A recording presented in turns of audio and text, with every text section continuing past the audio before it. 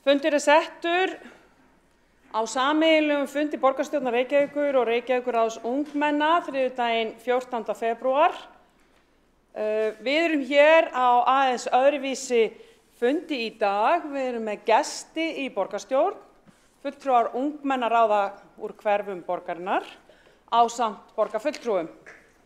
Fundurinn í dag, hann snýst tillögur sem koma frá vinnu ungmennaráðanna og hér eru þeirra fulltrúar sem munu flytja þær tillögur. Það hefð fyrir því í borgarstjórn að hafa þennan fund einu sinni á ári í 2 klukkustundir. Fyrirkomulagið verður þannig að fulltrúar ungmennaráða flytja hér tillögur í þeirri röð sem dagskrá er birt. Síðan í kjölfarið koma þá 2 fulltrúar, borgarfulltrúar, oftast það nú úr bæði minnihluta og meirihluta, og síðan í lok hverrar tillögu þá greiðum við atkvæði. Við erum einnig með andsvör og tímafaktorinn hjá okkur í dag er þannig að hver ræðumaður hefur 5 mínútur, andsvör eru 1 mínúta. Mér langar að bjóða fulltrúa ungmennaráðanna sérstaklega velkomna í borgarstjórn. Við erum spennt að fá að heyra ykkar tillögur. Okkur ekkert að vanbúnaði að byrja. En forseta langar samt sem áður að nota þetta tækifæri í dag og bjóða sérstaklega velkomin einn af okkur sem var að koma aftur eftir langt hlé. Egill Þór Jónsson, hjartalega velkomin aftur í borgarstjórn. Gott að sjá þig. En áður en við leggjum í tillögurnar, þá ekki úr vegi að fá fréttir. Fréttir af því hvað hefur gerst á því ári sem liðið frá því við fórum síðast yfir tillögur. Og ég býð því í pontu borgarstjóra Dag B. Eggertsson aðeins að flytja okkur fréttir af því hvað hefur gerst og hvernig tillögum hefur vegnað. Forseti, ágæta borgarstjórn, ágæta ungmennaráð, það alltaf bæði gaman en líka svolítið hátíðlegt að eiga þennan sameiginlega fund þar sem við hlýðum hvert og annað, eigum orðaskipti og setjum tillögur í farveg því að þessi árlegi fundur gengur ekki bara út á hann ef þannig mætti orðið komast, heldur ekki síður að flytja viðkomandi mál inni á réttum vettvangi, inni í faraðanum sem að fjalla það sem að lagt til og yfirferðin yfir tillögur síðasta árs endurspegla þetta býsna vel. Í mínum huga það ákveðin forréttindi að eiga þennan sameiginlega vettvang til að fjalla málefni sem að liggja ungu fólki á hjarta og þetta góð leið til að koma því á beinskeyttan hátt og framfæri við borgaryfirvöld og borgarstjórn. Þetta bæði ákveðið aðhald fyrir borgarstjórn en líka í raun þjálfun í lýðræðislegum vinnubrögðum. Lýðræði getur verið tímafrekt, en það til þess að þær ákvarðanir sem við tökum séu upplýstar, undirbyggðar og hafi raunverulegt vægi. Það má segja að lýðræði sé ekki bara kosningar á 4 ára fresti, heldur í raun aðferð til þess að eiga samtal mikilvægustu málefni hvers samfélags og ungmennaráðið sem bara fyrirbæri hluti af því að ungt fólk eigi sér vettvang og lýðræði sem vinnubrögð smitist út hjá öllum kynslóðum. Starf borgarstjórnar gengur út á margt segja sumir, en í raun bara eitt, að þróa betri borg. Það verður ekki gert á einum degi eða í einu vettvangi, heldur í mörgum skrefum, stórum og smáum, og tillögur sem við sjálf flytjum hér í þessum sal og tillögur sem að þið flytjið eru hluti af því. Við höfum líka séð hvernig alls kyns lýðræðisverkefni sem núna hafa verið færð niður í aldri eins og hverfið mitt hafa verið að breyta hverfum borgarinnar með ótrúlega mikilli þátttöku. Ég veit ekki hvort að við lyftum því nægilega oft eða áttum okkur á því að þáttakan í hverfið mitt í Reykjavík 2 til 3 sinnum meiri en þáttaka í sveitarstjórnarkosningum í Bretlandi. Þannig að sveitarstjórnarstigið dregur ekki alltaf að sér alla kjósendur á kjördag, en þátttökuverkefnin sem Reykjavík hefur verið að þróa á undanförnum árum eru að þessu leyti algjörlega heimsmælikvarða og mörgu leyti áhugaverð dæmi hvernig er hægt að nota svona stafræna leiðir til þess að ná til fólks og fá fram þátttöku. En ef við förum stuttlega yfir þær tillögur sem fluttar voru í fyrra, að þá var það Regína Bergmann Guðmundsdóttir, fulltrúi í ungmennaráði Kjalarness, sem lagði til fjölgun stöðvunarskýla strætó á Kjalarnesi og betri samræmingu á strætóleiðum. Það var stutt gildum rökum í greinargerð og meðal annars vísaði í íþróttaæfingar og annað frístundastarf sem eru ýmist í Reykjavík eða í Mosfellsbæ. Skrifstofa samgöngustjóra og borgarhönnuna fundaði ásamt strætó með nýju ungmennaráði í nóvember þar sem framkomu ýmsar tillögur og ábendingar. Það er raunar vegagerðin sem rekur strætóferðir á landsbyggðinni en það var ákveðið að strætó myndi ræða ábendingarnar við vegagerðina en þær sem snertu leið 29 eru þeir ræddar innanhúsi á strætó og leita leiða til þess að bæta almenningssamgöngur á Kjalarnesi. Það er skemmst frá því að segja að tillagan var samþykkt á fundi umhverfis- og skipulagsráðs 11. janúar síðastliðinn og ætti því að hafa framgang. Embla María Möller Atladóttir, fulltrúi ungmennaráði Grafós, lagði til að hætta gjaldtöku í sundlaugum Reykjavíkur fyrir börn 17 ára og yngri. Það var líka stutt gildum rökum í greinargerð út frá mikilvægi sunds en líka mikilvægi heilsu og samspilsins þarna á milli. Tillögunni var vísað til meðferðar menningar, íþróttar og tómstundaráðs. Þar var lagt fram kostnaðarmat og ekki talið tímabært að ráðast í verkefnið. Eftir myndun nýs meirihluta var málið hins vegar tekið upp aftur. Það var samþykkt á fundi menningar og íþróttaráðs og svo í borgarráði 19. júní með þeirri útfærslu að börn á grunnskólaaldri fá frítt í sund en þau sem eru 16 til 17 ára þau greiða 195 krónur. Þriðja tillagan var frá Natalíu Lind Hagalín, fulltrúa í ungmennaráði Breiðholts. Hún lagði til kynjalaust skólaumhverfi í grunnskólum Reykjavíkurborgar. Í greinargerð sagði að meðvitund málefni kynsegin einstaklinga hafi aukist og umræði skapast útilokun sem kynjatvíhyggja hefði í för með sér. Hún birtist meðal annars í kynjaskiptum salernum, í tímum á borði íþróttur, jafnvel í hópaskiptingu í hefðbundinni faggreinakennslu. Hafði þetta neikvæð áhrif á líðan nemenda sem finni sig ekki innan tvíhyggjunar og geti því upplifað sig hvorki öruggan í velkomna innan veggja skólans. Tillagan fór til umfjöllunar á skóla- og frístundasviði og á mannréttinda- og lýðræðisskrifstofu. Þar var tillögunni fagnað og hún var sögð samræma sjónarmiðum sem framkomu á barnaþingi sem haldið var í fyrra einnig. Og það gæti verið flókið að afnema kynjaskiptingu með öllu en það væri verið að huga því hvernig skapa mætti kynhlutlausara skólaumhverfi og fyrstu skrefin verið tekin í þá átt. Það hefur starfshópur verið starfandi ókyngreinda salernis- og búningaaðstöðu, tillögur úrbætur í kynja- og hinseginfræðslu í skólum og frístundastarfi ásamt regnbogavottun Reykjavíkurborgar. Tillögunni var vísað til mannréttinda-, nýsköpunar- og lýðræðisráðs og þar var samþykkt 7. apríl. Það unnið verða því að endurskoða og draga úr kynjaskiptingu í skóla- og frístundastarfi Reykjavíkurborgar samhliða því að auka þekkingu og meðvitund áhrif kynjakerfisins, stöðu allra kynja og hinseginleika. Í þessari vinnu skuli huga að því hvaða tilefni og með hvaða hætti kynjaskipting getur stuðlað að auknu jafnrétti og valdeflingu án þess þó að hún sé útilokandi. Einnig skal tryggja í kynjablöndun sé hugað að áhrifum kyns og jafnréttis allra.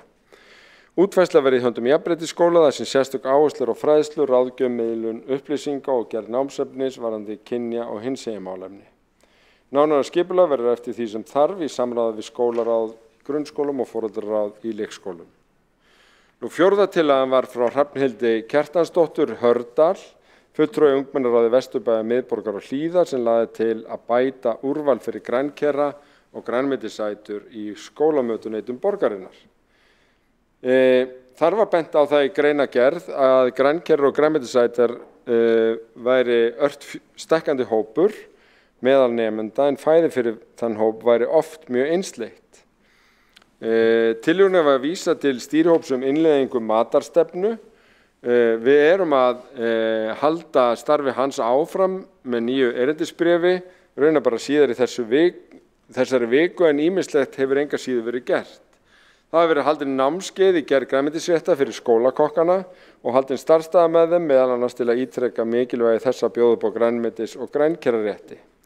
Þá kemst nýtt eldhús umsjónarkerfi vonandi í gagnið í haust en með því fá allir aðgang að þeim uppskriftum sem til eru sem ætti að auka fjölbreytni. Jökull Jónsson, fulltrúi ungmennaráði Vesturbæjar, miðborgar og Hlíðar, til að auka aðgengi nemenda að getnaðarvörum og auka kynfræðslu í skólum.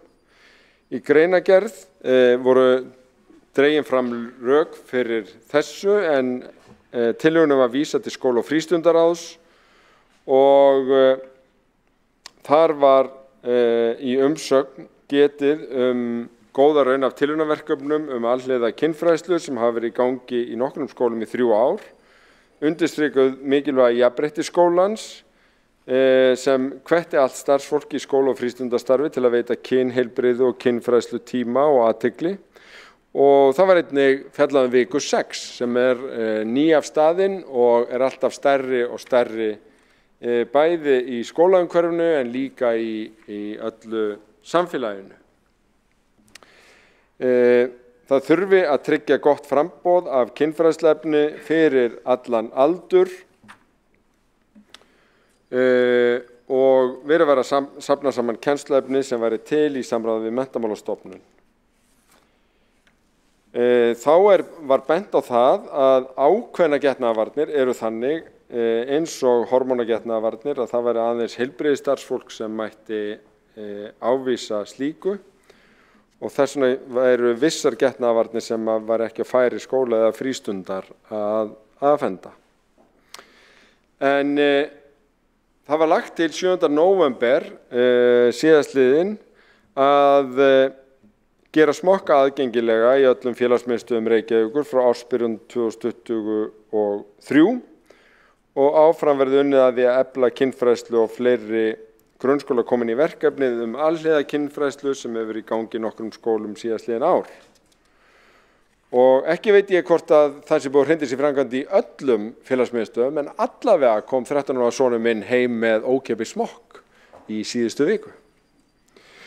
Fjóla Ösp Baldursdóttir, fulltrúi í ungmennaráði Árbæjar og Holta, lagði til betra aðgengi að sálfræðiþjónustu í grunnskólum Reykjavíkur og studdi það dyggum rökum. Þeirri tillögu var vísað til velferðarráðs og sem samþykkti breytingatillögu samráð og samtal við heilsugæslu höfuðborgarsvæðisins til að tryggja betri aðgang grunnskólanemenda að sálfræðiþjónustu heilsugæslunnar og skoða meðal annars hvort að heilsugæslan hefði áhuga á því að nýta skólahúsnæði til þess að mæta krökkum og taka viðtöl þar. Auk þess sem að það var rætt mikilvægi þess að efla samstarf skólaþjónustu og heilsugæslunnar. Það var haldinn samráðsfundur til þess að ýta þessu áfram.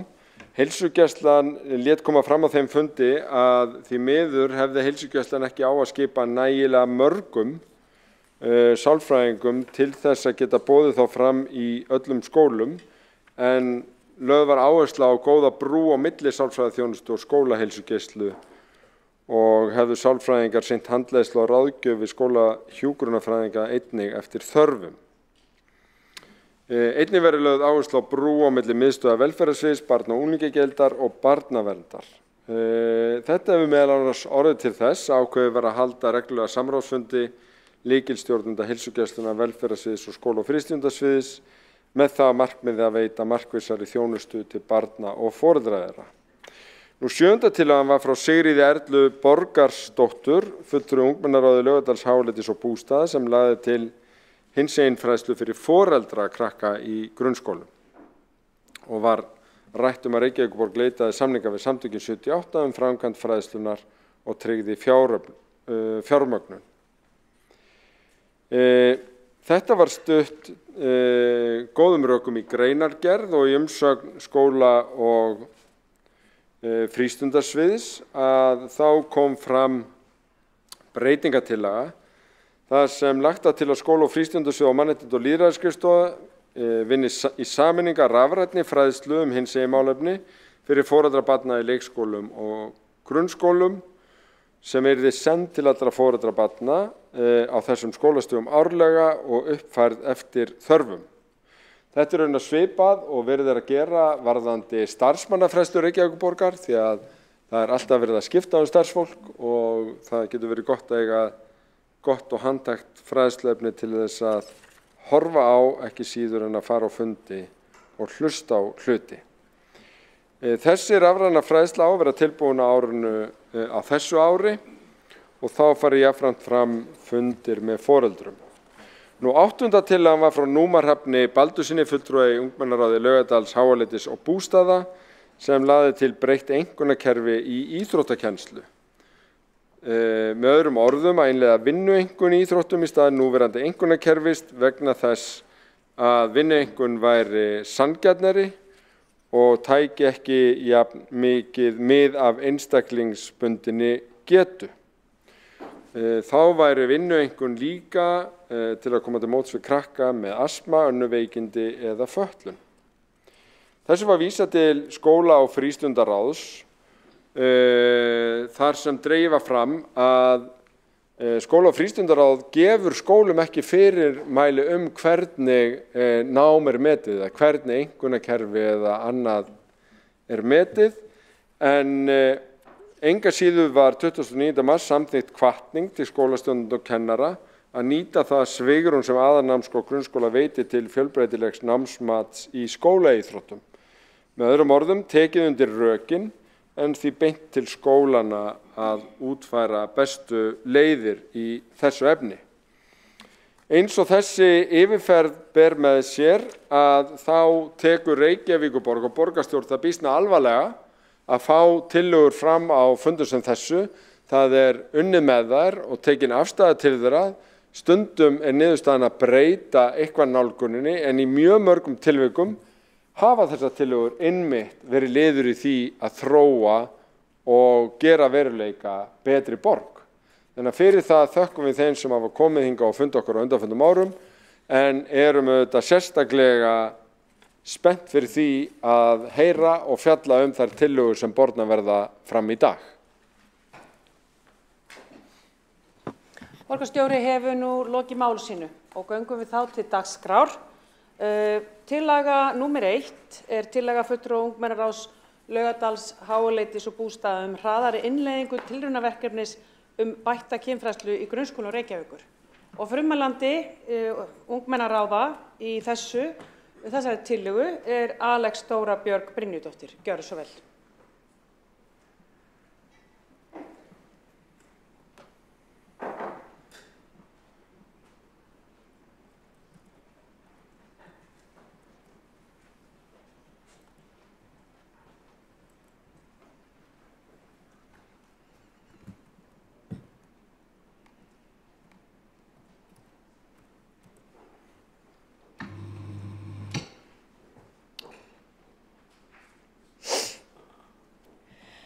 Ágæti forseti borgarstjórnar, borgarfulltrúar, fulltrúar ungmennaráða og aðrir gestir.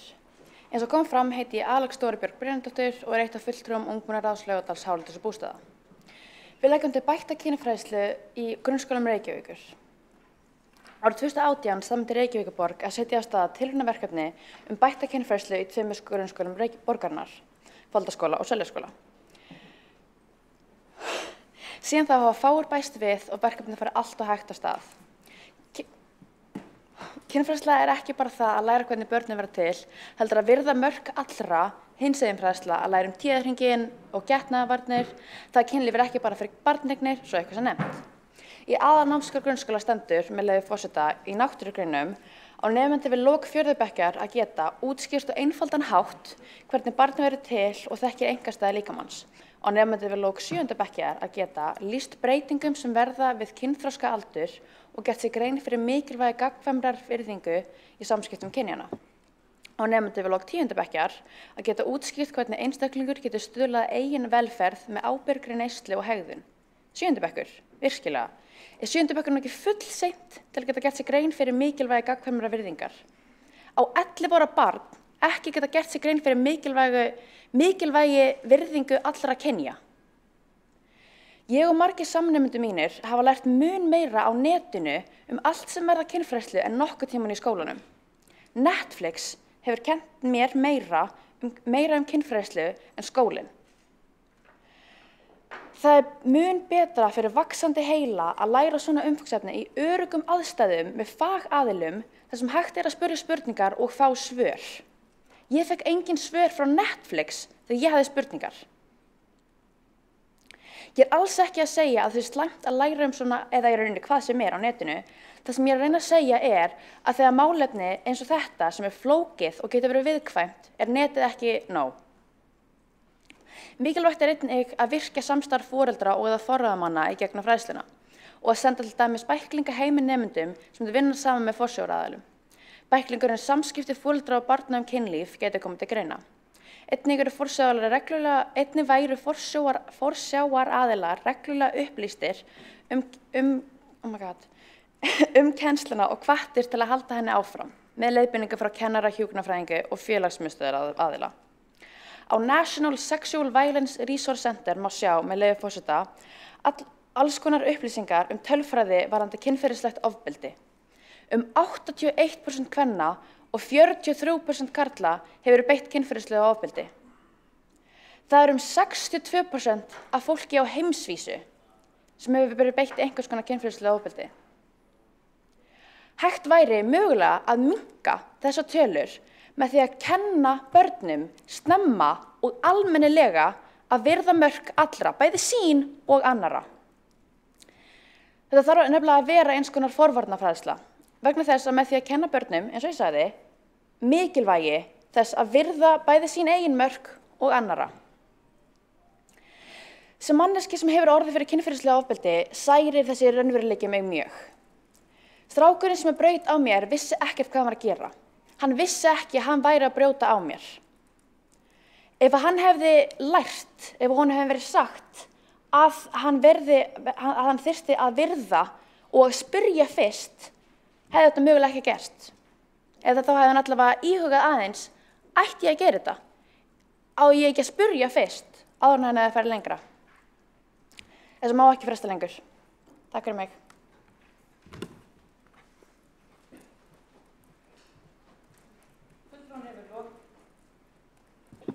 Fulltrúinn hefur lokið máli sínu og tekur þátt til máls Sandra Hlíf og Karis.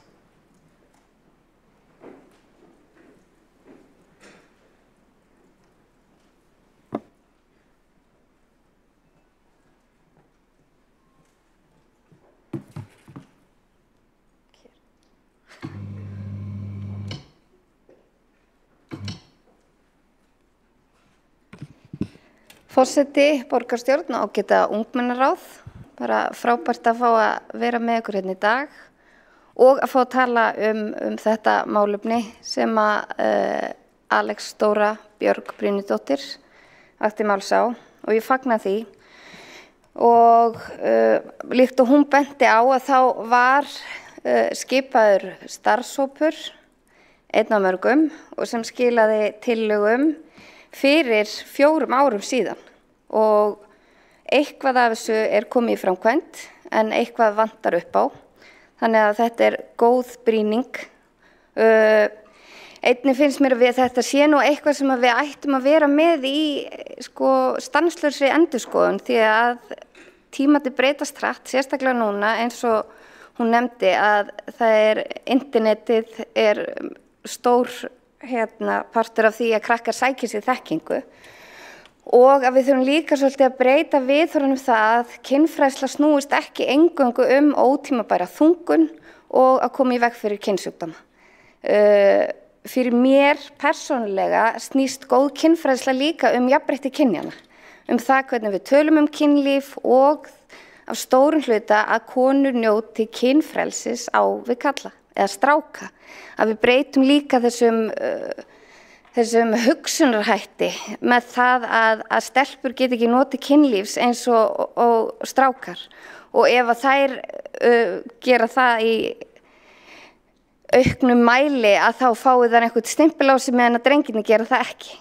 Því að það snýst líka bara kynferðið okkur og kynlíf bara svo stór hluti af okkur sjálfum og því að mynda sambönd og verða fullorðin og allt það að ég held að við náum aldrei algjöru jafnrétti kynjanna nema að konur geti farið fram og noti kynlífs og á sömu forsendum og drengir og öfugt.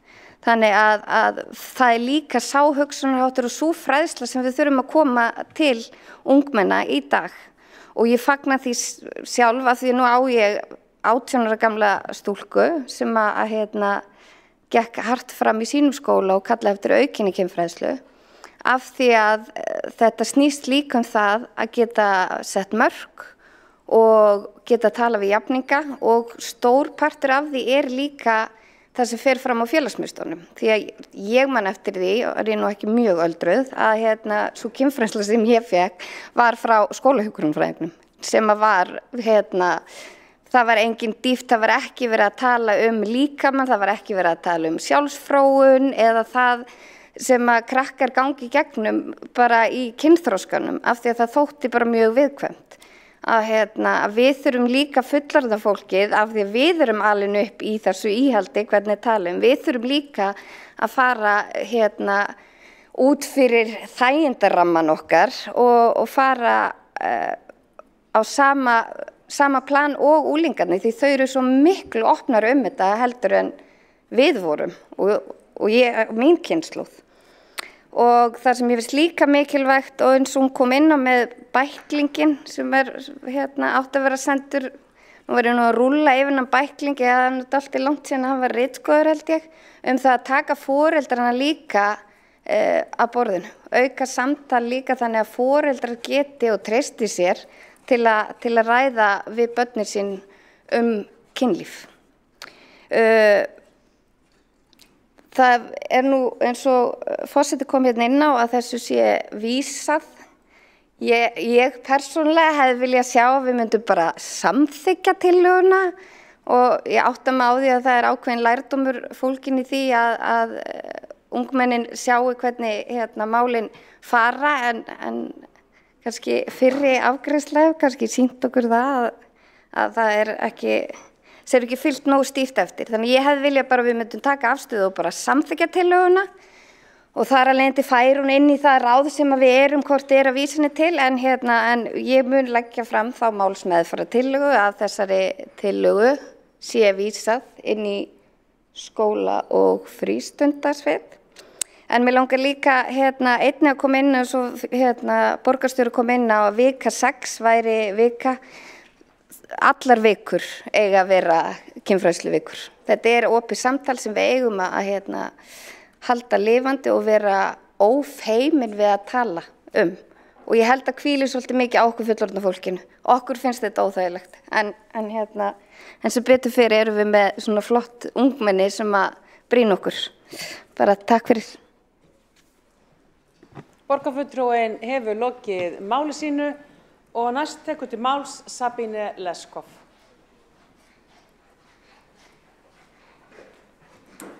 Já, forseti, borgarfulltrúa og fulltrúar í Reykjavíkurráði ungmenna. Ég segi líka takk. Takk fyrir hér framkomna tillögu frá Alexdóru Björgu Brynjudóttur, fulltrúa í ungmennaráði Laugardals, Háaleitis og Bústaða, mínu hverfi. Ég segi líka takk fyrir ræðuna hennar sem var áhrifamikil vegna þess að hún var einlæg. Þetta eitthvað sem við þurfum líka að taka til okkar. Það sem einlægt, það virkar á fólk. Takk fyrir ykkar starf í ungmennaráðum almennt. Við erum þakklát fyrir að halda okkur við efnið. Fyrir að koma hingað oft með innlegg sem skipta máli, hluti sem við kannski hugsum ekki nóg mikið í svona amstri rekstralega hversdagsins okkar. En líka því að við brennum fyrir lýðræði og þeir eru framtíðin, við bindum vonis að þessi reynsla hér verður grundvöldu fyrir ykkar áframhaldandi þáttöku í framtíðinni, hvort það verður í starfi einhvers flokks eða grasrótarsamtaka, hvað sem það allt pólitík, eða einfaldlega fyrir, til að vera vakandi fyrir þjóðfélagsumræðinu sem ábyrgir borgara og kjósendur. En tillagan sem hér liggur fram sem sagt að gefa í varðandi kynjafræðslu í grunnskólum borgarinnar, hraðari innleiðingu tilraunaverkefnis bætta kynfræðslu í grunnskólum Reykjavíkur. Þetta hrós fyrir okkur og ég mjög glöð að fá þetta hrós. Að þetta hrós að við séum á réttri leið en við eigum að gefa í.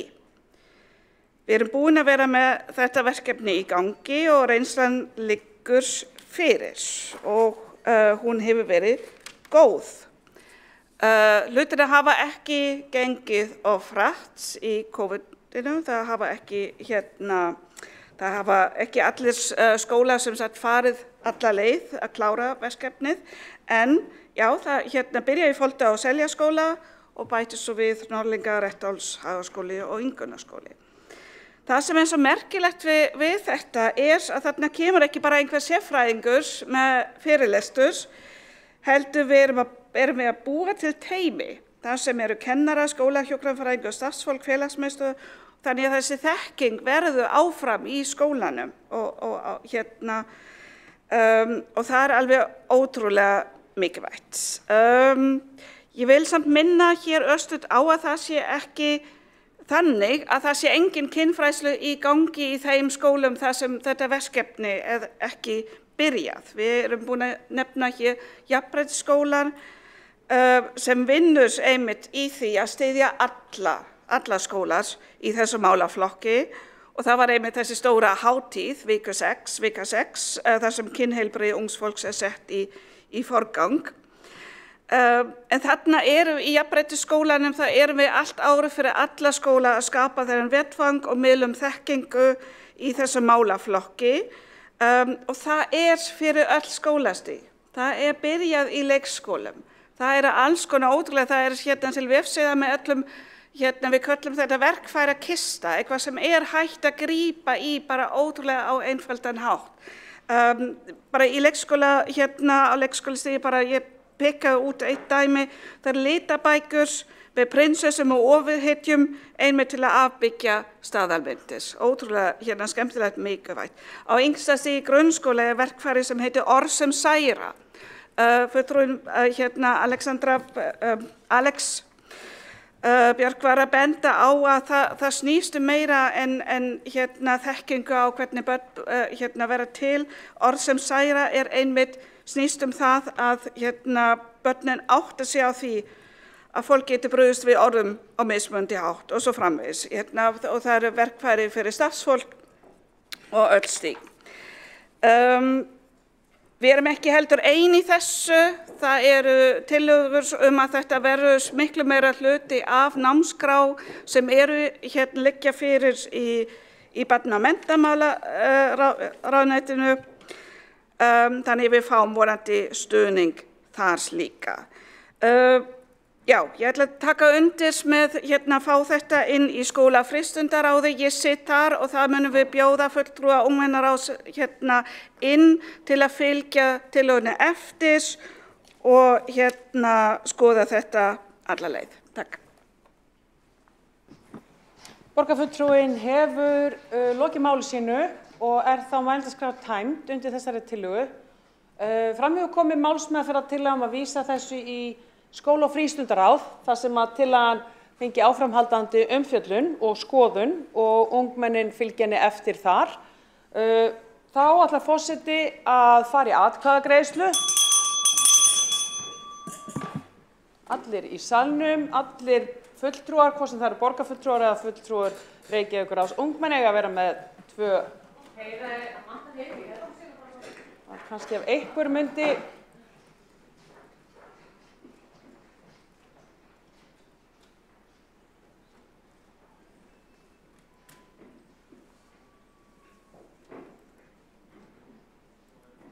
Og meðan eigum við bara þetta fallega moment hérna í núvitund.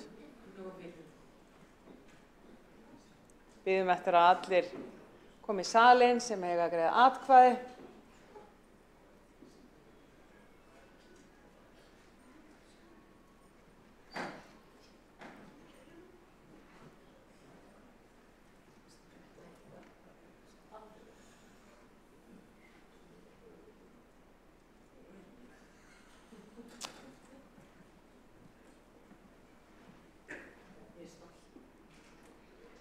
Sabíne, síminn nú hérna. Síminn nú bara hérna, þannig að það er spurningum á sittir fyrir henni frammi og Heiða.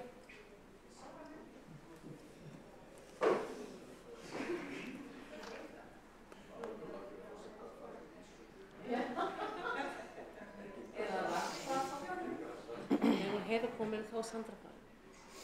Sandra fara að leita. Þarna kemur Heiða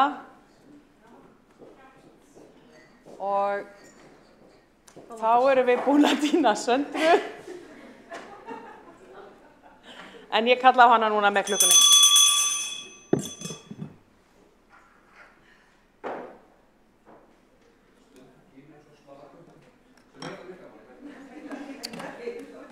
Gengum misvel.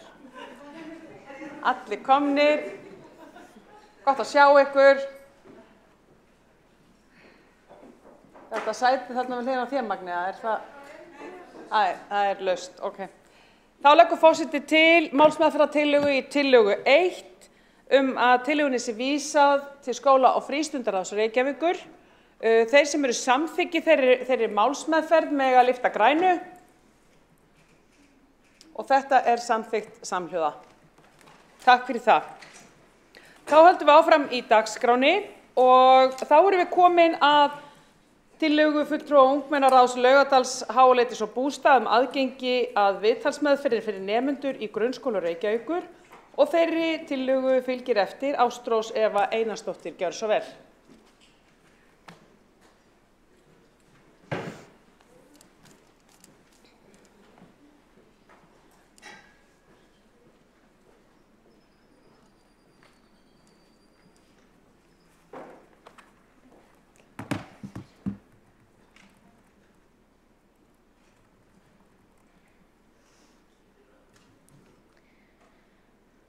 Kæri borgarstjóri, forseti borgarstjórnar, borgarfulltrúar og aðrir gestir.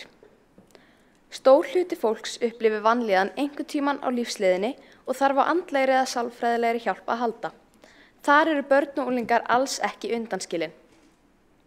Það kostar mjög mikið að fara til sálfræðings eða annars sérfræðings og alls ekki öll að hafa efni á því.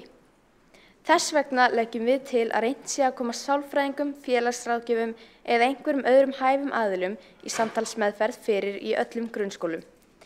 Í 1. málsgrein 2. greinar laga grunnskóla segir meðal annars með leyfi forseta: þá skal grunnskóli leitast við að haga störfum sínum í sem fyllstu samræmi við stöður og þarfir nemenda og stuðla að alhliða þroska, velferð og menntun hvers og eins. Ef okkur er ekki veitt andleg hjálp, er ekki verið að stuðla að alhliða velferð nemenda, þar sem þá er ekki verið að taka andlegu hliðina með. Fólk og börn í viðkvæmri stöðu eru einmitt þau sem eru líklegust til þess að þurfa á svona hjálp að halda.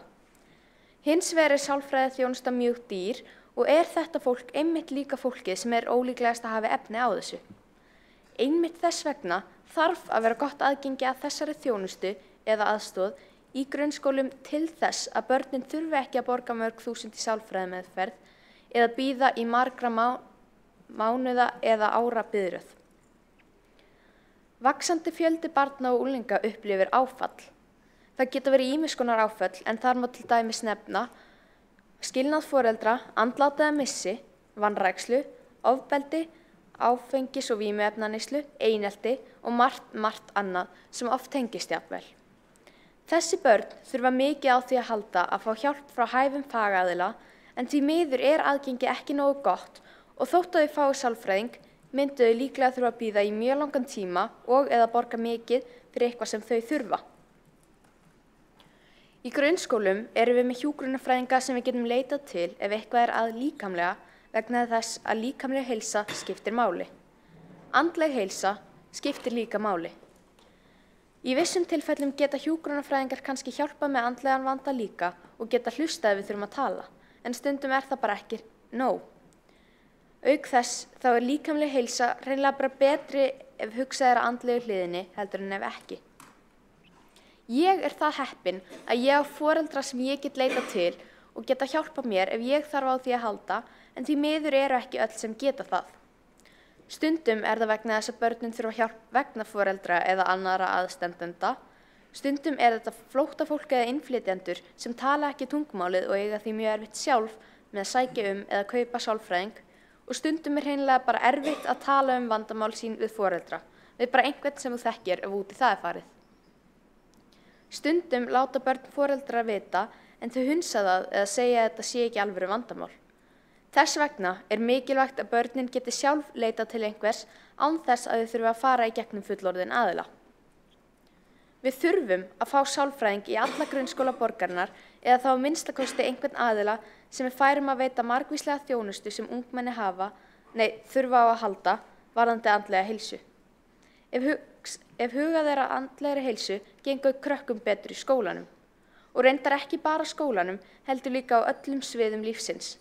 Ef þeim líður vel eða eru allavega að fá hjálp, gæti verið auðveldara að vakna á morgnana, auðveldara að einbeita sér og auðveldara að fá sig til að gera eitthvað yfir höfuð.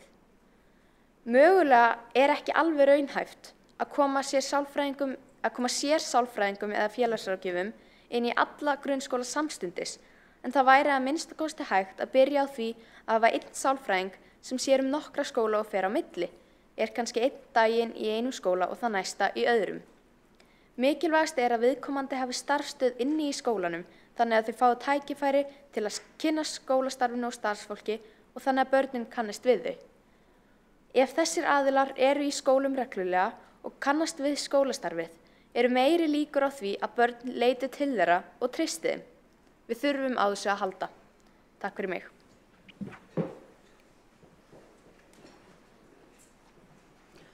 Fulltrúinn hefur lokið máli sínu og tekur þá til máls formaður velferðarráðs, Heiða Björg Hilmisdóttir. Gjörðu svo vel.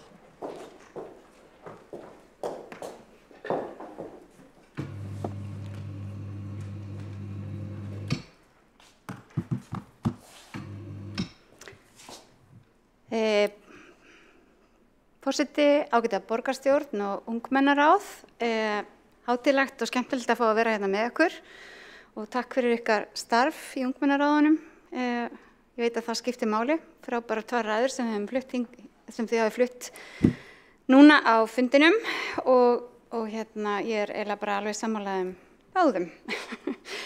Og takk sérstaklega fyrir þessa tillögu sem þið voru að flytja núna, sem því miður ekki nýja á nálinni og við höfum að sjálfur sér kannski heyrt áður því miður. Það það þannig að heilbrigði og velferð einn af grunnþáttum í menntun og eitt af því sem að skólunum ætlað að innleiða að stuðla að, og grunnskólarnir í Reykjavíkurborg eru allir heilsueflandi grunnskólar. En það engu að síður staðreynd að börnum á grunnskólaaldri sem meta andlega heilsu sína ekki góða, samkvæmt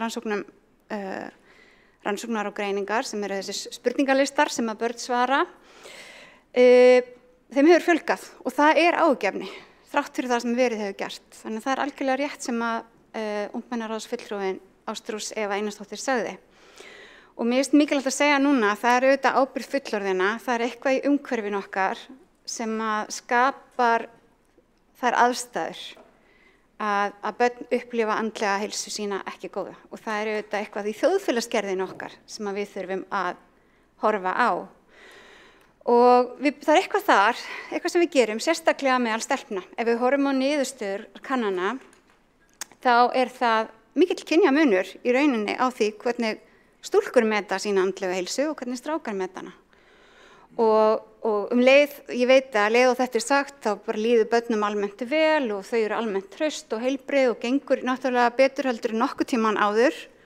Og við erum gríðarlega stolt af ungu fólki í dag, en auðvitað það þegar 12% stelpna í 9. og 10. bekk segja að þær meti andlega heilsu sína eða líði illa í skólanum. Það auðvitað ekki ásættanlegt og við vorum með 8% drengja á höfuðborgarsvæðinu og þetta með þess að harra út á landi. Þannig að við bara tökum það alvarlega og þurfum að gera það. Rannsóknir íslenskra og bandarískra atferlis- og félagsvísindamanna meðal 59.000 íslenskra unglinga sýndu að COVID hafði líka slæm áhrif. Það eitthvað sem við þurfum líka að taka alvarlega því þar eru viðbrögðin eitthvað sem við fullorðna fólkið ákváðum og þar hafði það og það virtist líka hafa meiri áhrif á stúlkur sem var líka áhugavert og eitthvað sem við þurfum að skoða. Og við höfum sannarlega fundið fyrir þessu, við fylgjumst auðvitað með niðurstöðum rannsókna, við fylgjumst með og bregðumst við og við höfum fundið fyrir aukinni þörf á stuðningsþjónustu, sérstaklega núna síðustu árin. Við bættum við fyrir 2 árum 200 milljónum til þess að bregðast við þessu ástandi sem að COVID skapaði og sérstaklega hvað varðaði sálfræðinga og talmeinafræðinga til þess að vinna gegn því að biðlistarnir myndu lengjast. Það gekk ágætlega en strandar fyrst og fremst á fjölda fagfólks og tækifærum okkur til þess að ráða fólk til starfa. Þannig að við höfum ekki ennþá náð að nýta til dæmis allt það fjármagn þar sem að við höfum ekki, það er ekki alveg gengið.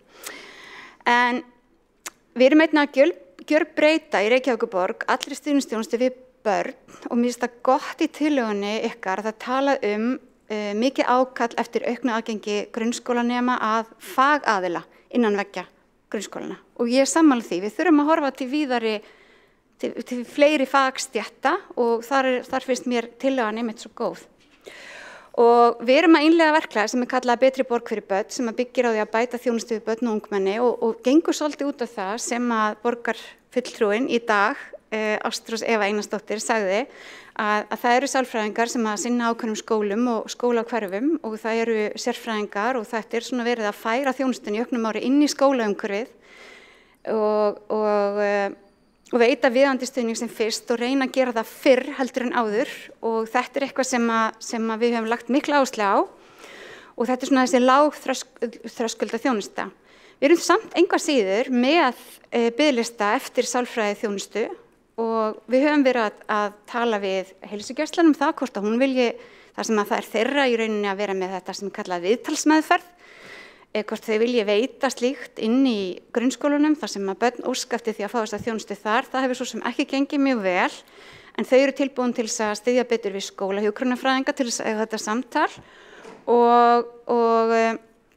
og við munum áfram vinna að þessu og þess vegna leggja til að við vísum þessari tillögu bara inn í þá miklu vinnu sem í gangi með Betri borg fyrir börn og við munum bara taka hana alvarlega þar, þannig að vísum til velferðarráðs. Borgarfulltrúinn hefur lokið máli sínu og einn hefur óskað eftir að koma upp í andsvar. Kolbrún Baldursdóttir, gjörðu svo vel. Forseti, borgarstjórn og ágætu ungmennaráðsfulltrúar. Ég vil nú mótmæla ýmsu sem framkemur í ræðu borgarfulltrúans Heiðu Bjarkar Hilmisdóttur og finnst ekki rétt að varpa allri ábyrgðinni á umhverfið. Ég vil bara taka það fram að hlutfall sálfræðinga hefur ekki aukist í skólum borgarinnar í neinu samræmi við fjölda nemenda og það rétt að það var sett ákveðið fjármagn í þetta í fyrra og hitti fyrra. Meir en 80 milljónir glópruðust niður vegna þess að hann náðist ekki að nýta þessa peninga og sennilega eru búið að tapa þeim alveg aftur inn í borgarsjóð. Það ekki að það sé skortur á sálfræðingum, það einfaldlega það að sálfræðingar vilja ekki vinna hjá borginni, það svo léleg launin þar og langlélegust held ég sé óhætt að segja með önnur sveitafélög. Betri borg fyrir börn virðist ekki hafa tekist nægilega vel því að biðlistinn bara sífellt að lengjast. Hann núna í 2291 barn en var 400 hérna fyrir 5 árum þannig að það segir kannski allt sem segja þarf í þessu máli. Borgarfulltrúinn hefur lokið við að veita andsvar og svara þá andsvari Heiða Björk Hilmisdóttir, gjörðu svo vel. Já, forseti, ágætu borgarfulltrúar, ég ætla að byrja á að leiðrétta nafnið mitt, ég heiti Heiða Björk en ekki Heiða Björk, sem þessi borgarfulltrúan mætti kannski vera kunnugt. Ég skal útskýra í betra tækifæri hvað ég á við með að það sé ábyrgð fullorðinna, hvernig samfélagsgerðin okkar og hvernig aðbúnaðurinn í samfélaginu, það ekki barnanna að leysa það. Það hefur ekkert fé glatast neinstaðar í kerfinu, þvert á móti og Betri borg að hefnast mjög vel og það eru til skýrslur og fleira sem að ég hvet allir til þess að kynna sér sem hafa áhuga. Borgarfulltrúinn er lokað við að svara andsvari og veitir þá andsvaraður sinni Kolbrún Baldursdóttir. Forseti, ágæta borgarstjórn og ungmennaráðsfulltrúar, ég mun koma að því nánar á eftir í ræðu, en Flokkur fólksins hefur lengi barist fyrir því að aðsetur sálfræðinga færist frá þjónustumiðstöðunum inn í skólana. Það virðist ekki vera að gerast. Það nýjasta sem er í þessu er að það er ákveðin lausnateymi komin í skólana, en sálfræðingarnir eru áfram á svokölluðum miðstöðum.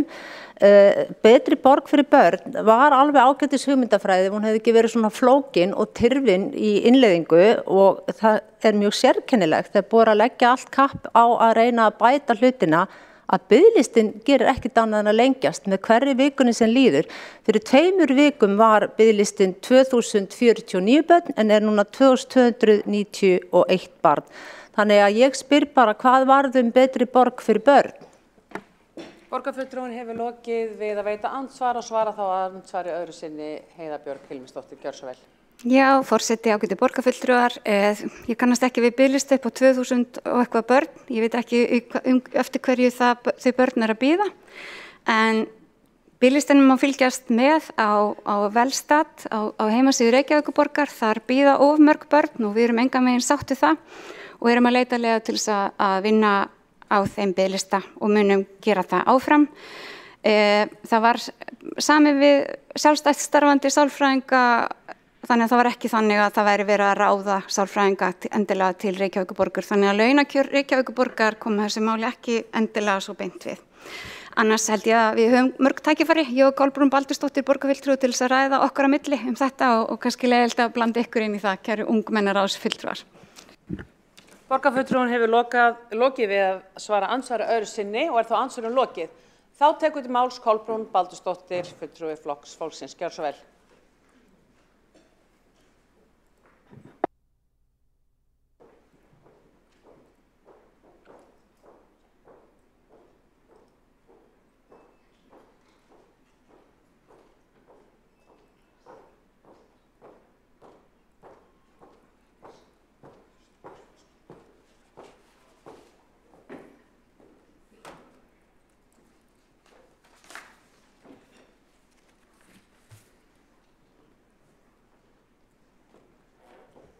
Forseti, ágæta borgarstjórn og ungmennaráðsfulltrúar, ég nú bara að byrja á að sýna ykkur Velstat hérna sem ég var að vísa í áðan með biðlistan.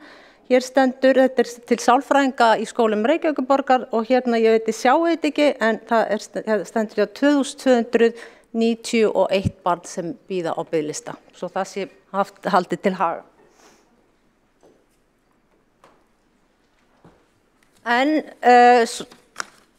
það er rétt að ég nú bara byrja að þakka fyrir þessa tillögu og það er rétt sem komið fram að þessi tillaga hefur komið fram áður og var síðast flutt af ungmennaráði Árbæjar og Holta, en síðan hefur hún verið flutt í ýmsum birtingamyndum af Flokki fólksins síðastliðin 5 ár, en Flokk fólksins situr hérna sitt annað kjörtímabil.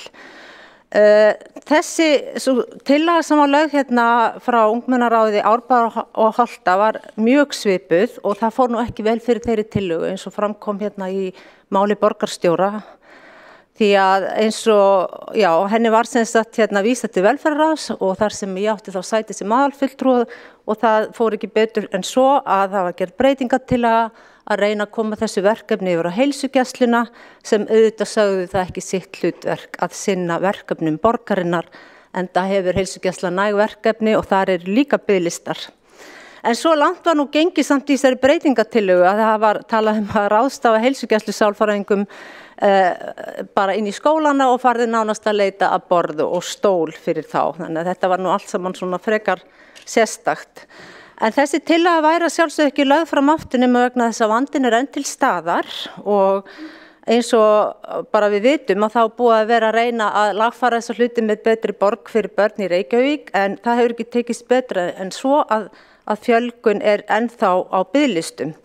Og það er auðvitað þannig að það þarf að færa aðsetur sálfræðingana út í skólana eins og fram hefur komið hér réttilega hjá ykkur í ungmennaráðinu og auðvitað þarf að fjölga stöðugildum sálfræðinga. Þeir eru alls ekki nógu margir. Ég held svona síðastliðin 10 til 15 ár hefur stöðugildi farið eitthvað hækkað 2, en við vitum öll að nemendum hefur fjölgað alveg gríðarlega.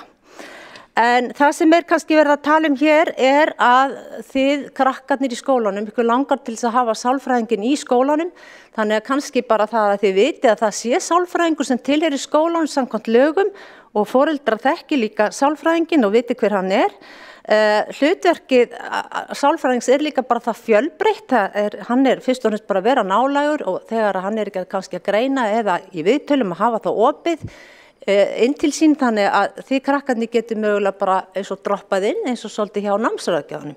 Þannig myndi þetta virkilega virka almennilega og það væri ekki einhver biðlist upp á fleiri mánuði. Því að störfin hjá sálfræðingunum eru bara gríðarlega fjölbreytt og ég vil sjá þá vera til staðar, vera með opið inn til sín, ganga inn í bekkina, ræða til dæmis forvarnir í eineltismálum og öðrum málum, veita fræðslu, tala við foreldrana og vera bara svona hluti af menningu skólans. Og við verðum að horfast í augu við það að vanlíðan barna og ungmenna að aukast. Það sýna okkur bara allar rannsóknir þessa dagana, hvort sem landlæknisembættið, velferðarvaktin. Og í nýlegri ársskýrslu velferðarsviðs að þá kom þar fram að langmesta aukning var á tilfinningalegu vanda hjá börnum og félagslegum vanda og þar voru stúlkur ekki að koma neitt vel út. Og börnum líður almennt sér mun verr í dag heldur en að bara við erum að sjá síðustu ár. Og það hefur vissulega orðið fjölgun beiðna, það alveg rétt, en nú bara komin tími til að ákveða það, ætlum við að halda áfram, horfa á þess að biðlistatölur vaksa, án þess að gera eitthvað almennilegt í því og þá þarf að byrja að leiðrétta laun sálfræðingana og auðvitað nota það fjármagn sem komið var inn í þennan málaflokk sem voru þessar milljónir sem síðan nánast búið að tapa rúmum 80 milljónir. Það ekki komið loforð fyrir að það sé hægt að flytja þessa peninga yfir á þetta ár. Þannig að þarna má segja að hafi bara glóbrast niður nokkra milljónir vegna þess að það var ekki hægt að bæta laun sálfræðingana eða gera þeirra aðstöðu þannig að þeim langaði til þess að vinna hjá Reykjavíkurborg. Það ekki skortur á sálfræðingum í nágranna sveitarfélögum og á hverju? Það vegna þess að það búið að laga til aðeins krónutölurnar og bæta dálítið í stöðurnar þannig að þær séu eftirsóknarverðari. Þannig að þetta verður að gera og því miður með betri borg fyrir börn, innleiðingin á því kerfi hefur verið alveg ótrúlega flókin, það hver silkihúfan á annarri og það stóð til að fara svolítið með þetta inn í nærumhverfið en það eitthvað allt annað fólk sem þar til starfa, það lausnateymi en sálfræðingarnir ennþá á miðstöðunum. Þannig að þetta ekki að ganga betur en þetta, því miður.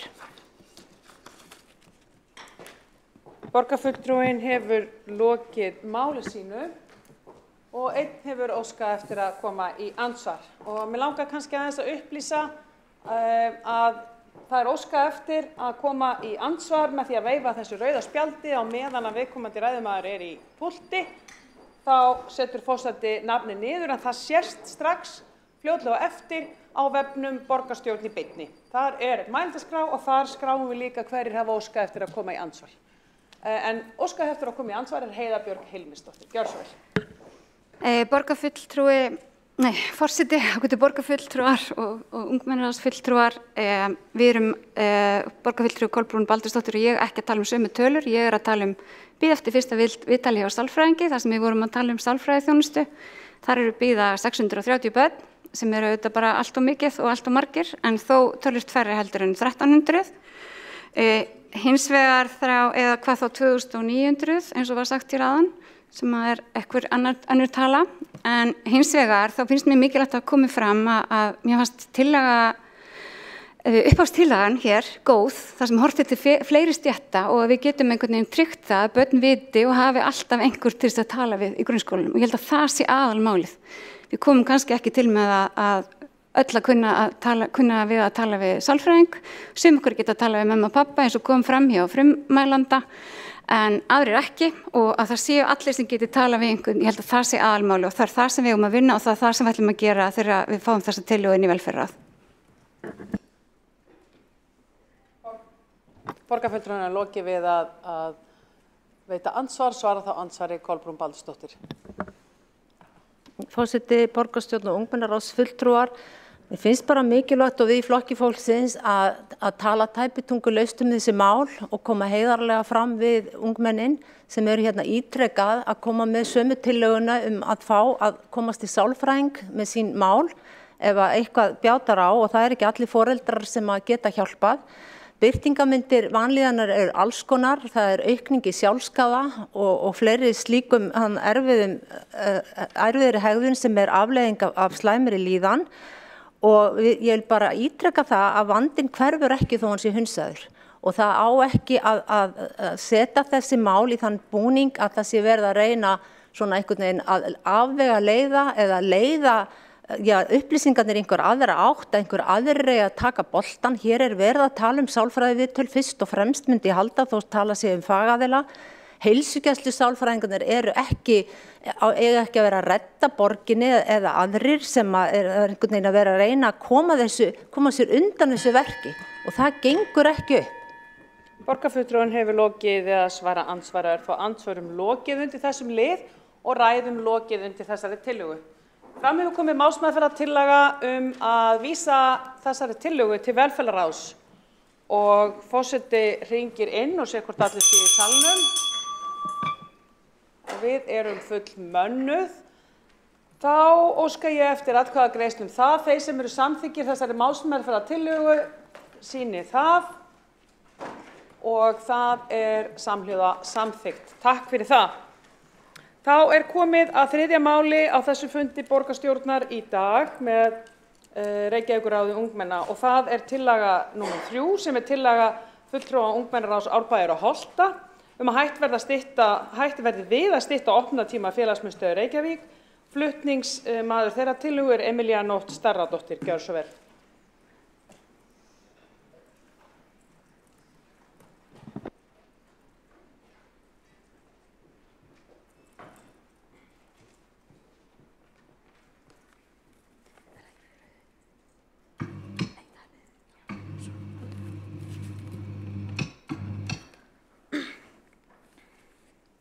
Kæri forseti borgarstjórnar, borgarfulltrúar og aðrir gestir.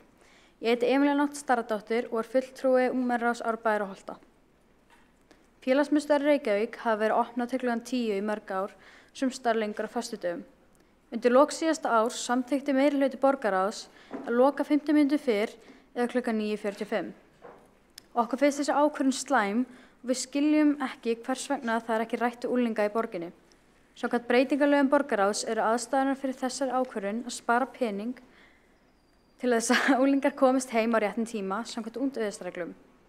En við erum vissum að setja spara pening án þess að skerða þjónustu til ungmenna.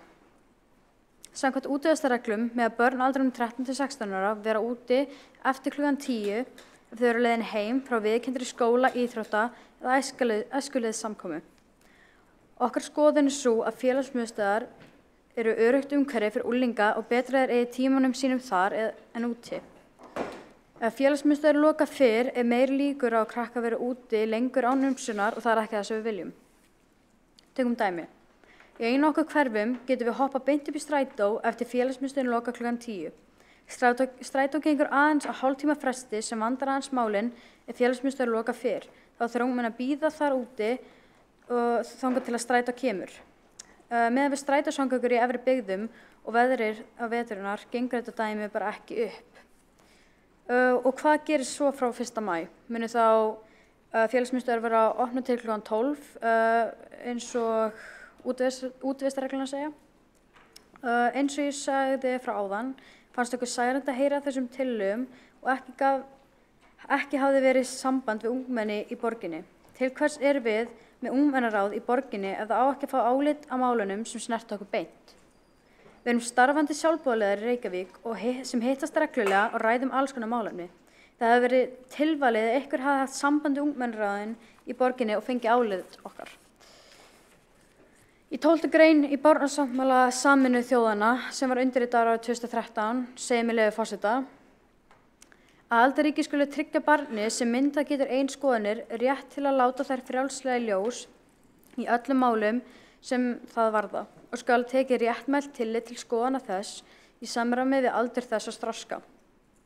Vegna þess skal barni einkum veitt tækifæri til að tjá sig við hverja þá málsmeðferð fyrir dómi eða stjórnvaldi sem barni varðar, annaðhvort beint eða fyrir framan milligöngu talsmanns viðeigandi stofnunar á þann hátt sem samræmist reglum í lögum málsmeðferðar.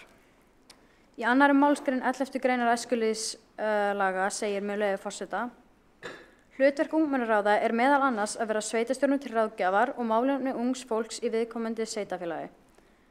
Árið 2019 kom tillaga frá borgarstjórnarfundi frá ungmennaráði Vesturbæjar, Miðborgar og Hlíðar sem fjallar að það ætti að hafa samband við börn og ungmenni öll málefni sem tengjast þeim. Var sú tillaga ekki samþykkt á fundinum. Við teljum að styttingar opnunartíma félagsmiðstöðva sé málefni sem snertir okkur.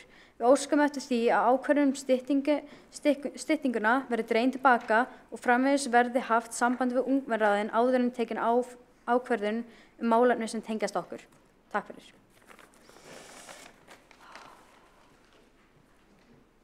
Fulltrúinn hefur lokið máli sínu og tekur þá til máls borgarstjóri Dagur B. Eggertsson.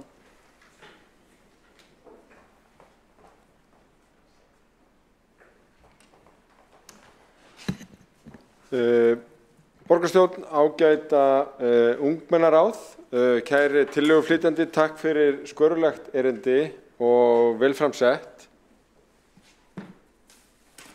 Mér langar aðeins að fara yfir tilurð tillögunnar og bregðast við þeim ábendingum sem hérna koma fram. Í fyrsta lagi að þá var borgin í þeirri stöðu núna eftir COVID að við þurftum að spara, ekki bara á einu stað heldur en á öllum sviðum, og við kölluðum eftir tillögum okkar fagfólks, hvar væri hægt að spara á þess að það bitnaði á þjónustunni þannig að til vansa væri, og þetta var ein af fjölmörgum tillögum sem kom fram. Ástæðan fyrir því að mér og mörgum öðrum fannst hún vel rökstudd var meðal annars út frá útivistartímanum, en líka vegna þess að við erum búin að vera að ræða í okkar hópi og fjalla mjög mikið af rannsóknum sem að draga það fram hversu miklu máli svefn skiptir hjá líðan barna. Hér voru haldnar mjög góðar ræður áðan sem allar endurspegluðu áhyggjur af aðgengi ungs fólks að sálfræðingum og í raun samtali vegna vanlíðunar. En manni getur stundum, og þar tala ég sem læknir, liðið eins og við værum með ástand þar sem að meira að minna allir reyktu og við værum fyrst og fremst að tala hvernig við getum fjölgað þeim sem að taka við þeim sem að glíma við afleiðingar reykinga. Staðreyndin er nefnilega sú að svefntími virðist, og þetta eru rannsóknir sem hafa verið að byggjast upp ekki síst á síðustu 20 árum, hafa ótrúlega mikið það að segja hvernig heilsu okkar er og hvernig við upplifum heilsuna. Þannig að þó að korter virðist skipta litlu máli og gerir það vonandi varðandi starfið, hið frábæra starfi í félagsmiðstöðvunum, þá getur það skipt máli í annan endan við að ungt fólk komist þá fyrr heim og komist fyrr í háttinn. Og þá tala ég sem fyrsta kynslóð félagsmiðstöðvarunglinga. Ég var í Árseli þegar ég var unglingur og þá var opið til 11:30. Algjört rugl, vegna þess að þetta var til þess að við komum mjög seint heim, vorum draugþreytt allan daginn og rannsóknir sýna að það hefur meira að segja varðandi það hvernig okkur gengur að læra stærðfræði, hvað við sofum lengi, heldur en hver stærðfræðikennarinn okkar er. Það er svo merkilegt. Og að því að við vorum að tala líðan hérna áfram áðan, sem er alveg gríðarlega mikilvægt, að þá sjáum við að í gegnum alls konar aðgerðir þar sem við höfum byggt á rannsóknum hafa unglingarnir okkar þróast í ótrúlega jákvæða átt miðað við unglingana mig og jafnaldra mína á sínu tíma. Þetta er vímuefnaneysla, reykingar og áfengi. En þegar kemur að svefni, að þá sjáum við að það er ofboðslega hátt hlutfall í yngri árgöngum sem á erfitt með að sofa og þegar við komum upp í unglingadeildina að þá það í raun óásættanlega hátt hlutfall. Við erum að tala yfir 40% sem sofa 7 klukkustundir á nóttu sem svona bara við hinn verri mörk en það sem við ráðleggjum miklu nær 8 til 10 klukkustundir. Og ef þú kemur heim 10:30, ferð að sofa 11 og byrjar í skólanum 8:20 að þá það lífsins ómögulegt að fara eftir þeim ráðleggingum sem að í raun landlæknir og allir eru að gefa. En þetta verður ennþá áhugaverðara þegar við borum okkur niður í þetta. Það í raun ótrúlega hátt hlutfall sem segir að þið fái of sjaldan nægan nætursvefn og þegar við förum að para þetta saman við svörin sem að ungt fólk gefur líkamlega heilsu þá eru það ótrúlega fá sem segja að þau upplifuðu búið við góða líkamlega heilsu ef þau sofa ekki vel. Þegar spurt andlega heilsu eru áhrifin ennþá meiri.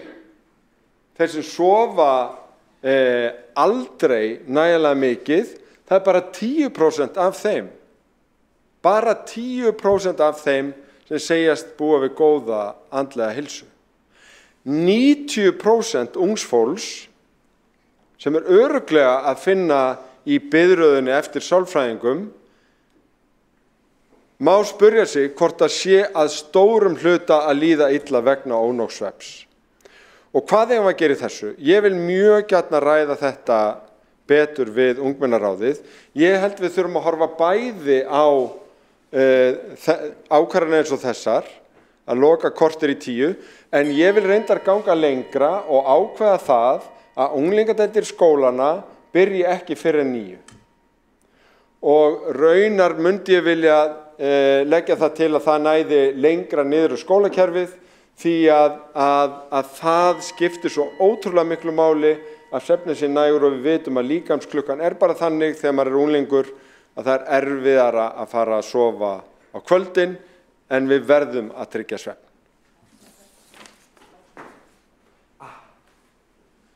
Ég legg enga síðu til, ég ætla ekki að fara að leggja til að þetta veri fellt, að þetta veri tekið til frekari umfjöllunar hjá skóla og frístundarsviði, en ég legg áherslu á það að þá sé horft líka til þeirra rannsókna á líðan ungmenna og því sem við vitum mikilvægi svefns og ég hvet ungmennaráð til að koma með alveg hrikalega róttækar tillögur að seinka skólabyrjun ef að ég verði ekki á undan ykkur með það.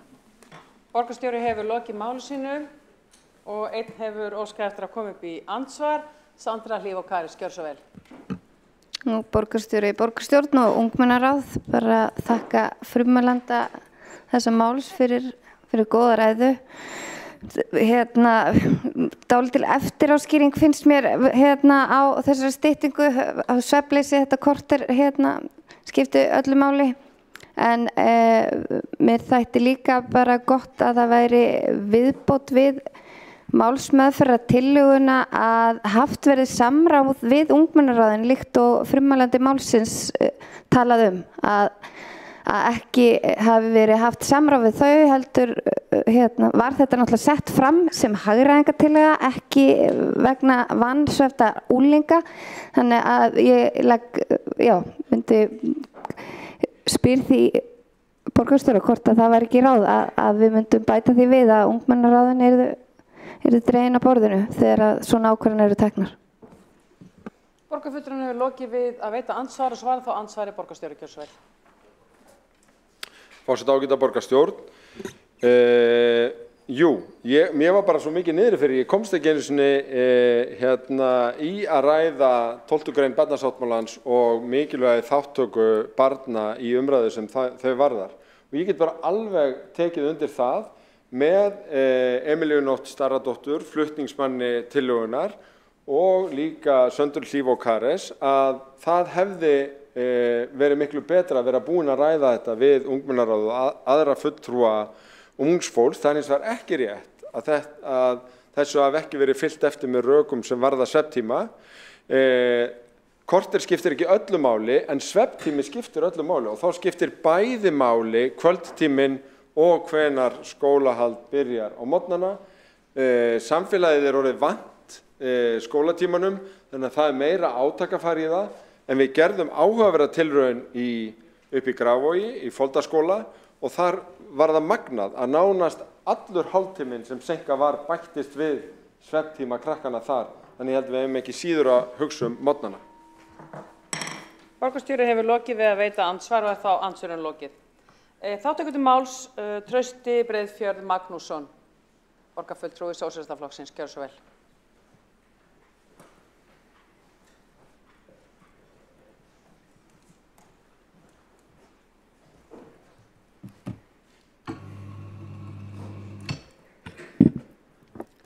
Forseti, ungmennaráð og borgarfulltrúar. Ég vil byrja að þakka ykkur öllum fyrir þær tillögur sem á dagskrá fundarins í dag og það mjög mikilvægt að rödd ungs fólks heyrist í Ráðhúsinu og þeim sem tekið alvarlega og ég vona innilega að þær fái þá málsmeðferð sem þær eiga skilið. Ég ákvað að taka til máls undir þessum lið vegna þess að félagslíf hjá ungmennum gríðarlega mikilvægt. Þar fer fram mikilvægt starf sem byggir á hugmyndafræði unglingalýðræðis. Þannig eiga ungmennin að hafa áhrif á og móta starfið sem þar fer fram. Við sósíalistar tölum einmitt mikið fyrir því að lýðræði sé aukið á öllum sviðum samfélagsins og félagsmiðstöðvar eru þar að sýna gott fordæmi. Ég vil líka nýta tækifærið og þakka ungmennafulltrúa Emilíu Nótt Starradóttur, fulltrúa ungmennaráðs Árbæjar og Holta fyrir að færa fram þessa tillögu. Félagsmiðstöðvar eru mjög mikilvægar ungmennum til þess að mynda góð tengsl við aðra jafnaldra og eiga stað til að hittast á kvöldin. Þess vegna olli það okkur sósíalistum miklu vonbrigðum þegar að borgarstjórn samþykkti fyrir áramót að loka félagsmiðstöðvum fyrr á kvöldin klukkan korter í 10 í stað klukkan 10. Þetta var liður í því sem voru kallaðar hagræðingaraðgerðir. Rökin fyrir því að loka voru sagðar að gæta að betra samræmi við útivistartíma unglinga. Hins vegar tekið fram í lögum að ungmenni fram að 16 ára aldri mega vera úti lengur en til 10 séu þau á heimferð frá viðurkenndri æskulýðssamkomu. Einnig höfum við heyrt rök hérna að þetta sé gert til þess að ungmenni fái meiri svefn ef þau fara fyrr heim. Látum það liggja milli hluta hvort að þessar 15 mínútur sé að fara að breyta miklu hvað það varðar. Ég hef mínar efasemdir.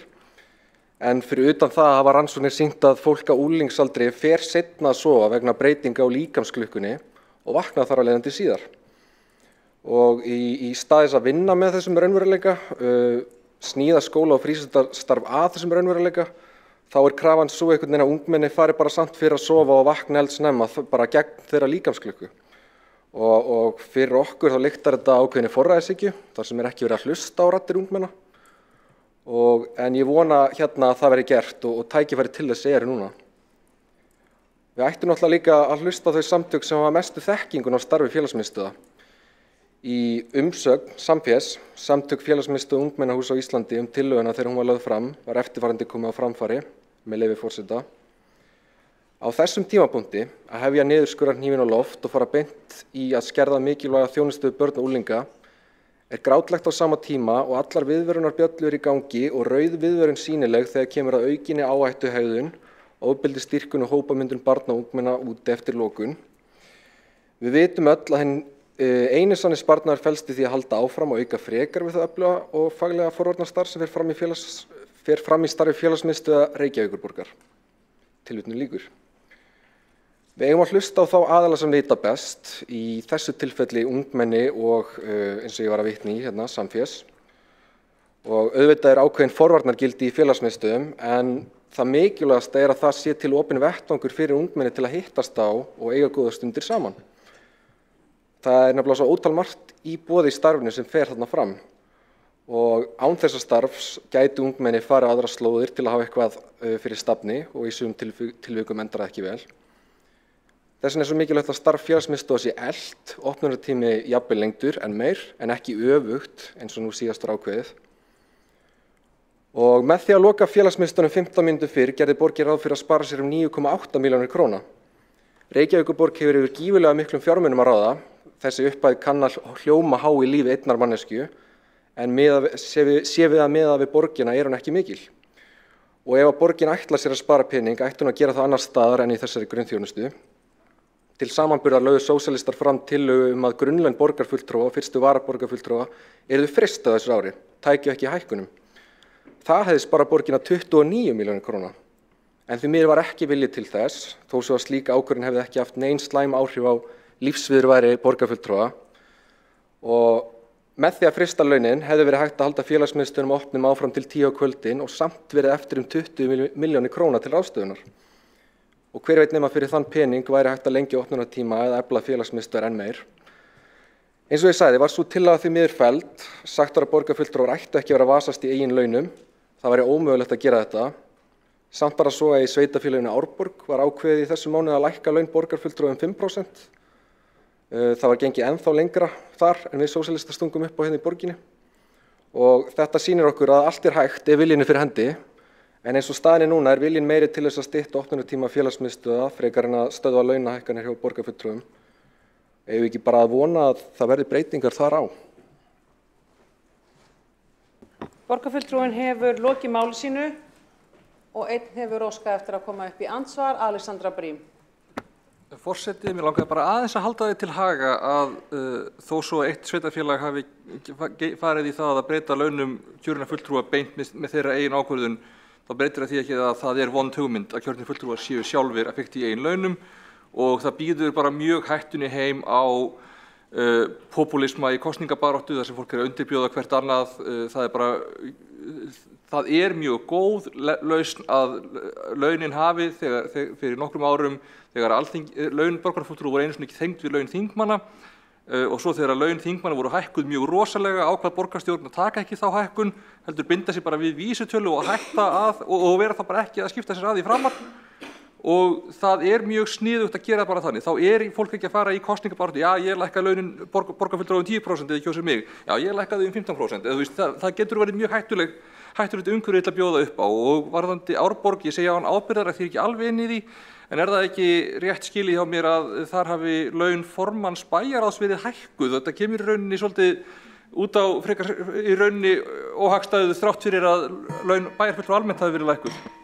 Borgarfulltrúinn er lokið við að veita ansvar og svara þá ansvari, en áður en það verður gert til forseti brýna okkur með það. Hér erum við að ræða tillögu ungmennaráðs en ekki launakjör borgarfulltrúa, þannig að forseti mun ekki heimila margfaldar umræður og ansvör gagnvart launum borgarfulltrúa sem eru fastsett og enginn hækkar þau eru bara fastsett. En gjör svo vel, svara þá ansvari Trausti Breiðfjörð Magnússon. Já, forseti, ég vildi náttúrulega bara setja þetta í samhengi við þessar hagræðingartillögur sem hafa verið að leggja þarna fram og mér finnst bara eðlilegt að það allt í lagi að skoða launakjörina fulltrúa. Ég held bara að flestum finnst þau allt of há og það nú ekkert hættulegt við það að þau verið fryst í 1 ár. Borgarfulltrúinn hefur lokið við að svara ansvari. Þá umræðum þessa tillögu lokið? Komið hefur fram málsmeðferðartillaga að tillögunni sé vísað til skóla- og frístundaráðs til frekari umræðu. Í því felst ekki samþykki á því að fella niður hagræðingarkröfuna því að þó hér sé lítið upphæð að ræða í heildinni, þá hagræðing borgarinnar upp á nokkra milljarða og stórkostlegt mál, svo það sé sagt. En þeir sem eru samþykki því, og nú ætla ég að sjá hvort að allir sé í salnum,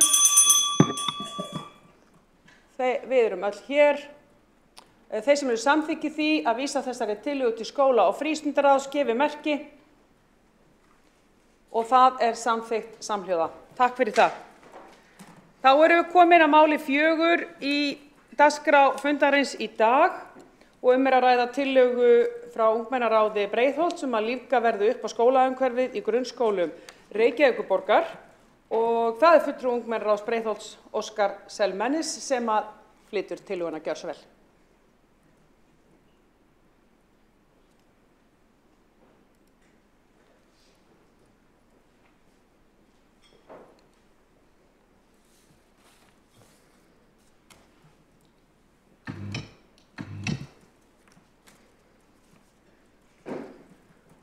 Kæri forseti, borgarstjórn og aðrir gestir. Margir getur satt að labba inn í grunnskóla hafa neikvæð áhrif á líðan.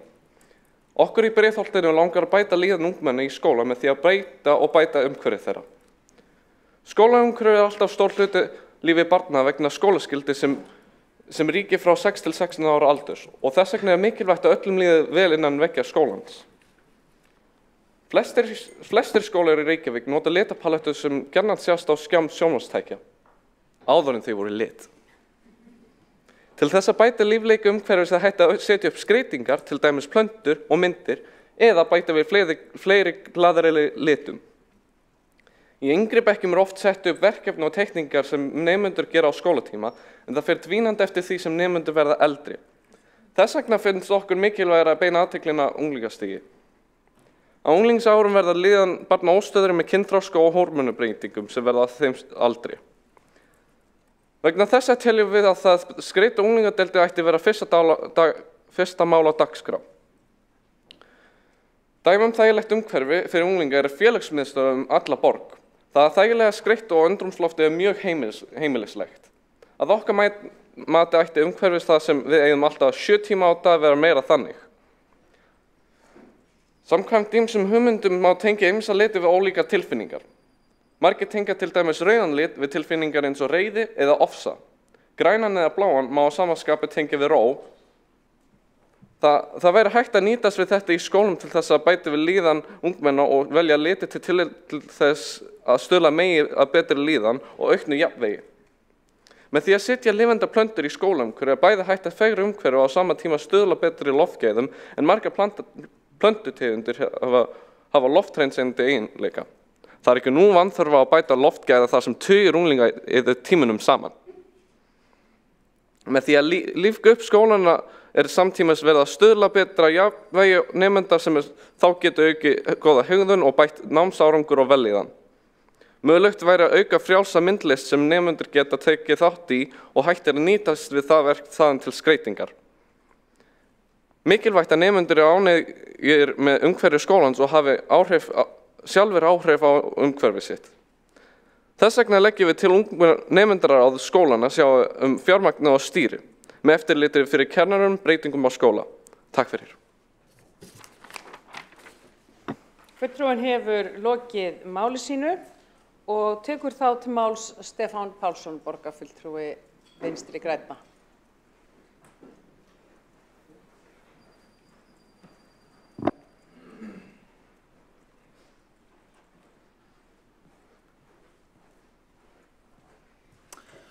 Forseti, ágæta borgarstjórn og ungmennaráð. Í seinni tíð þá það svona alvanalegur viðburður hér á Íslandi að erlendir gestir komi, þjóðhöfðingjar og fyrirmenni og enginn kippir sér upp við það. Það var ekki alltaf þannig.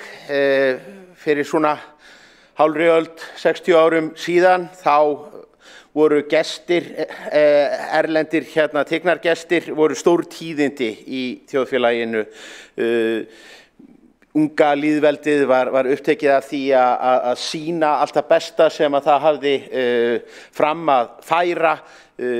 Fólk fjölmennti á götum úti, veifaði fánum gestalandsins og þar fram eftir götunum. Á árunum 1956 til 61 komu þjóðhöfðingjar allra Norðurlandana til Reykjavíkur. Sænski kóngurinn, norski kóngurinn, finnski forsetinn, Friðrik IX Danakonungur. Og það merkilega að allir þessi gestir, þeir voru teknir í heimsókn í Melaskólann.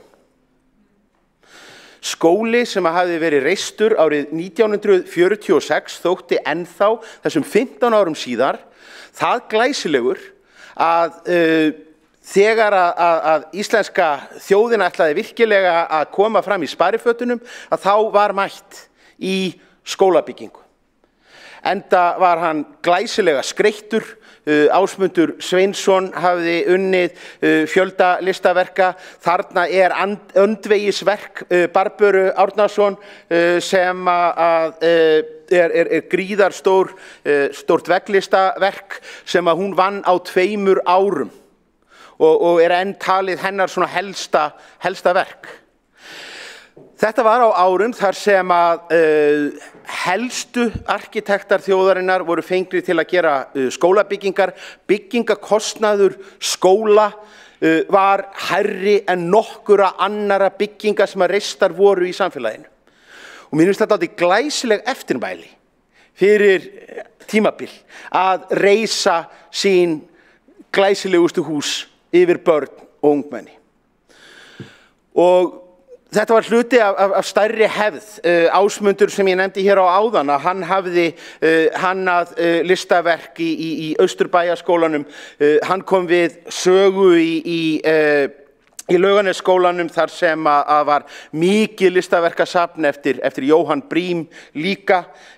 Valtýr Pétursson gerði glæsileg verk í Kennaraháskólanum sem var reistur við Stakkahlíð. Þetta var bara stef í okkar skólabyggingum á þessum tíma.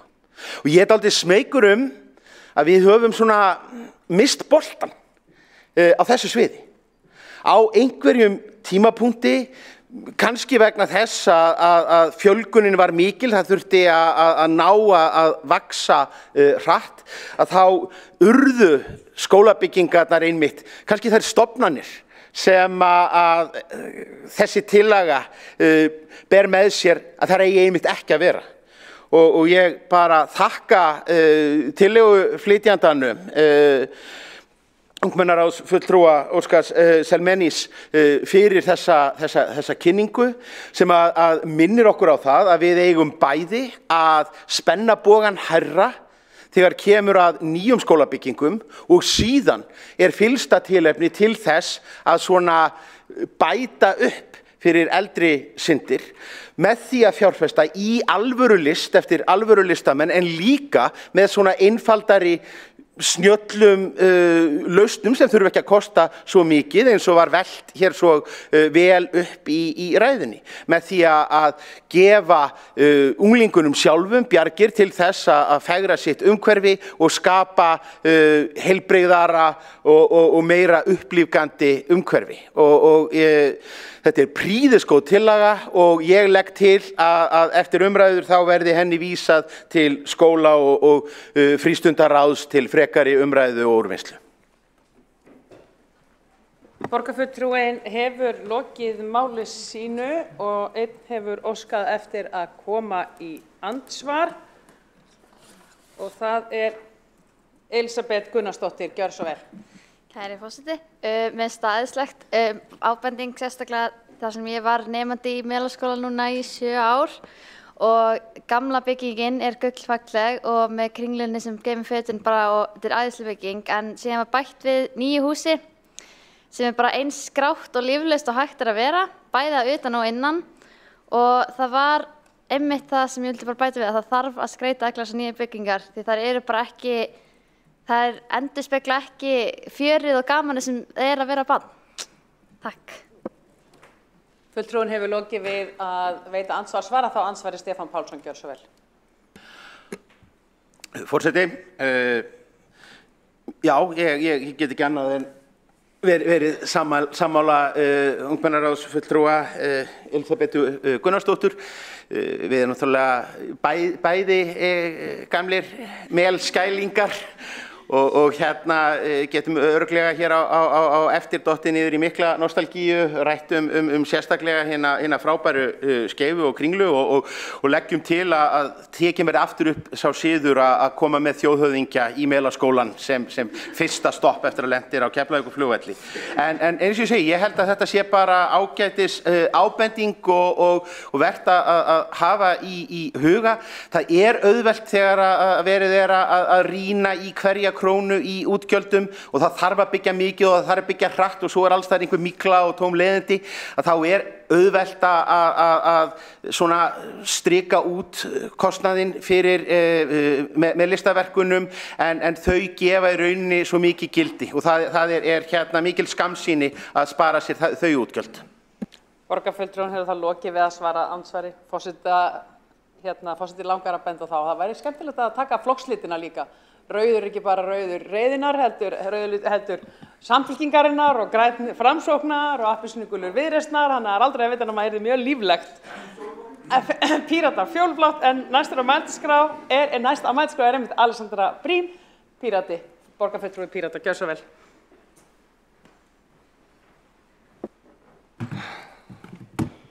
forseti, borgarstjórn, ágæta Reykjavíkurráð ungmenna og aðrir góðir áheyrendur.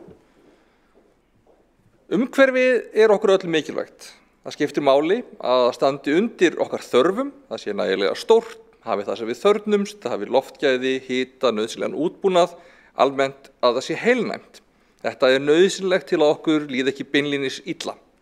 En það ekki bara nauðsynlegt að okkur líði ekki illa, okkur ætti líka helst að líða vel. Þess vegna skiptir það máli að umhverfi okkar lyfti okkur upp, sé stundum breytilegt, glaðilegt, að í því sé smá sköpun, litir, kannski pínu pönk og óreiða jafnvel. Og ef við skoðum skóla í Reykjavík þá sjáum við að þeir hafa verið bæði byggðir og hannaðir yfir langt tímabil. Ég man að ég byrjaði mína skólagöngu í Hólabrekkuskóla og stóra listaverkið á framhliðinni sat alltaf í mér ef þið hafið séð það. Kannski ekki fallegasta listaverkið í heiminum en eða þú veist, mismunandi skoðunar á því, en mér þótti það samt skemmtilegt að það hefði þótt þess virði og góð hugmynd að setja hluta af peningunum sem fór í að byggja skólan í að búa til list sem væri svona stór og sýnileg á framhlið skólans. Síðan fór ég í Seljaskóla. Seljaskóli fínn skóli, ekkert að honum, þannig, en þar hafði ekki verið hugsað til þess sama þegar skólinn var byggður. En í staðinn var reyndar einn veggur á einu húsana sem fekk að vera fyrir úðalistaverk, sem mér þótti alveg töff líka. Og svo auðvitað sumir skólar sjálfir hálfgerð arkitektúrlistaverk, eins og hefur verið nefnt, Melaskóli mjög falleg bygging, allan að gamla byggingin. Það eru stóru og opin rými, augljóslega mikill metnaður í allri hönnun. Þar fóru fram dansleikir á árum áður og tekið á móti þjóðhöfðingjum eins og nefnt hefur verið. Og þó að húsið sé í dag komið aðeins til ára sinna og þurfa endurnýjan að halda, þá þetta falleg bygging. Í öðrum skólum svo skólalóðin sérstaklega eftirtektarverð, orðin jafnvel að hálfgerðu listaverki, það mætti til dæmis nefna Fellaskóla. Og í sumum nýrri skólum öll hönnun bæði hús og lóðar hugsuð þannig að hún sé falleg og aðlaðandi heild, en eins og við sjáum, það gengur misvel eftir stöðum, stundum fellur ný hönnun ekki vel að eldri hönnun sem fyrir, og þetta getur verið svolítið svona happa-glappa. Skólahúsin eru nefnilega, augljóslega afurð sinna tíma, en þau eru ekki bara það. Þau eru líka mismunandi stílar og fylgja mismunandi áherslum sinna hverfa. Hólabrekkuskóli og Ölduselsskóli eru til dæmis mjög svipaðir, en báðir mjög ólíkir Hagaskóla og Melaskóla. Og í öllum skólum borgarinnar sjáum við svo metnað nemenda, kennara, foreldra, starfsfólks til að gera sína skóla fallega miðað við aðstæður og efni á hverjum stað. Myndir og listaverk nemenda eru til sýnis og göngum í opnum rýmum til dæmis, og þetta skiptir máli. Sýna karakter skólans, og ég leyfi mér að sletta, leyfi forseta, og að skólabragur komi fram. Við sjáum það svolítið hver það eru sem eru í skólanum. Það breytist margt með árunum á hátt sem að arkitektur og erfitt með að fylgja eftir. Við sjáum í Laugarnesskóla, sem skóli í Laugardal fyrir 1. til 7. bekk, þar eru nemendur með lista- og menningaráð. Það var stofnað 2022, samanstendur af 2 úr hverjum árgangi, úr 2. til 7. bekk, og þau hittast mánaðarlega og ræða hvað þeir gera, stinga upp á list- og menningarviðburðum innan skólans, taka móti listafólki, sjá kynningu á viðburðum og hjálpa til við undirbúning, skoða menningartengda dagskrá. Þetta til þess mjög sniðugt. Það líka lýðræðisferli við að velja í ráðið, þannig að þetta líka pínu lýðræðisuppeldi. En þó að það sé ekki nauðsynlegt að gera þetta með nemendaráði, með listaráði, þá gæti það verið nemendaráð eða skólaráð sem gera eitthvað svipað. En svo ég fari aðeins í að tala bara mjög hreint út. Hérna beinlínis verið að biðja fjárframlög frá skóla- og frístundasviði og ég efast að það sé endilega besta leiðin. Í fyrsta lagi þá erum við einfaldlega í mjög hörðu fjárhagsári. Við viljum hlífa eins og við getum skólastarfi og velferðarstarfi, eins og við reynum alltaf, en það hafa öll svið þurft að finna fyrir þessu. Og það bara einfaldlega alls ekki víst að við séum búin að sjá fyrir endan á nauðsynlegu aðhaldi í þessari niðursveiflu sem stendur yfir. Svo ég hef mínar efasemdir að það væri hreinlega ábyrgt á þessum tímapunkti. Öll ný útgjöld í dag væru fjármögnuð á lántöku. En skólar hafa sinn rekstur, þar sem skólinn getur forgangsraðað aðeins innan þess ramma sem hann hefur, og þar að auki gert ráð fyrir fé í viðhald og endurnýjun á skólabyggingum og skólalóðum, og það þarf að leysa það á hverjum stað hversu mikið svigrúm hver skóli hefur til að bæta sitt umhverfi, og það eðlilegt að nemendur eigi aðkomu að því samtali, og í rauninni hvetji til að allir skólar veiti nemendum slíka aðkomu. Þetta auðvitað pínu leiðilegt, og að þurfa að segja þetta svona hreint út bara hundleiðilegt. Þetta samt mál sem þarf að ræða frekar. Ég tek undir tillöguna því verið vísað í skóla- og frístundaráð til afgreiðslu, þar sem hægt að fara yfir gögn og eiga aðeins dýpri umræðu og kannski einhver útfærsla á þessari tillögu sem gengur upp.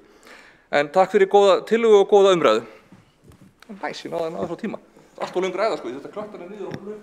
Borgarfulltrúi hefur lokið máli sínu og komið hefur fram málsmeðferðartillaga að vísa þessari tillögu, þessari litfögru tillögu til skóla og frístundaráðs til frekari vinnslu. Og ég ætla að sjá hvort það séu allir komnir í salinn.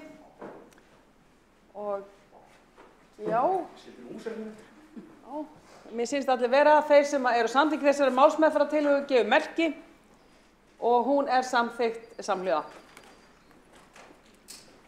Þá erum við komin að máli 5 í dag og það tillaga frá fulltrúa í ungmennaráði Grafarvogs kennslu í fjármálalæsi í grunnskólum Reykjavíkur og frummælandi tillögunnar Embla María Möller Atladóttir. Gjörðu svo vel.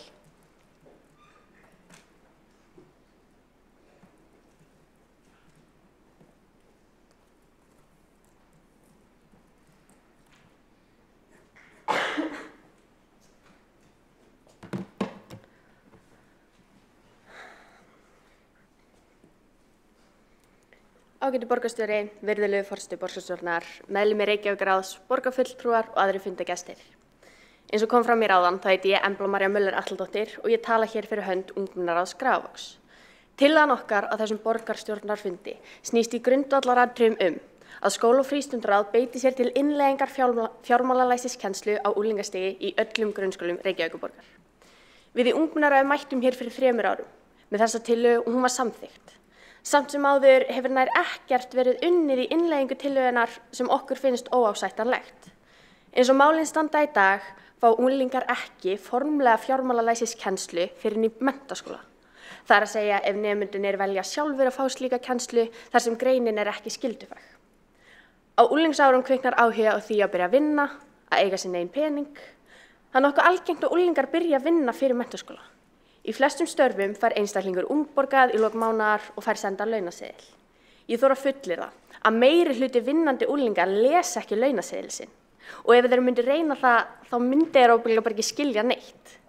Þessi takmarkaði skilningur og aðgerðaleysi stjórnvalda til þess að auka skilning ungmenna verður enn einkennilegri skoðum með menntastefnu borgarinnar til ársins 2030. En þar stendur meðal annars, með leyfi forseta, að leiðarljós menntastefnunnar sé að búa börn undir að lifa ábyrgu lífi í anda skilnings, gagnkvæmrar virðingar, mannréttinda og vinsemdar í frjálsu samfélagi. Hér vil ég benda á 2 atriði, að lifa ábyrgu lífi og að ala á skilningi. Ungmennaráð Grafarvogs hefur velt fyrir sér í 3 ár hvort að fjárhagsleg ábyrgð og fjárhagslegur skilningur falli ekki undir þessa skilgreiningu menntastefnunnar. Ætlið þið að segja mér að okkar tillaga samsvari ekki menntastefnunni ykkar?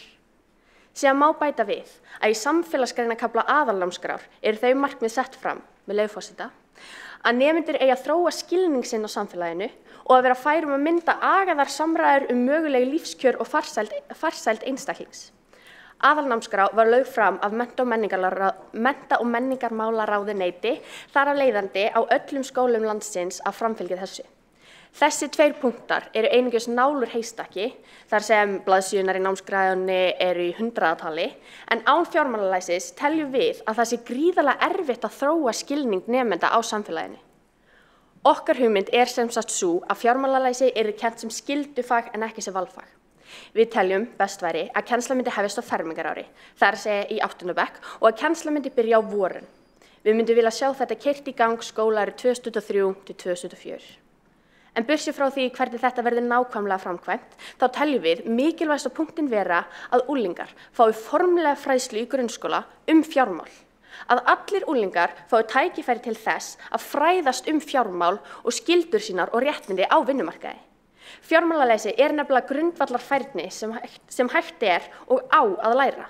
Skortur á fjármálalæsi hefur neikvæð áhrif á efnahag einstaklinga og almenn lífsgæði. Gott fjármálalæsi skilar sér í betri ákvarðanatöku einstaklinga, stuðlar að stöðuleika og aukinni hagsæld. Það ekki það sem við viljum fyrir ungmennin okkar? Eins og ég talaði áðan þá eignumst við fyrst pening, við byrjum að vinna og við mætum þeim áskorunum sem því fylgja í fyrsta skiptið á unglingsárunum. Grunnskólinn á að undirbúa okkur fyrir framtíðina og ég leyfi mér að fullera að fjármál verða risastór hluti af okkar framtíð og að skilja þau hreinlega bara nauðsynlegt ef við ætlum að vera virkir þátttakendur í samfélaginu.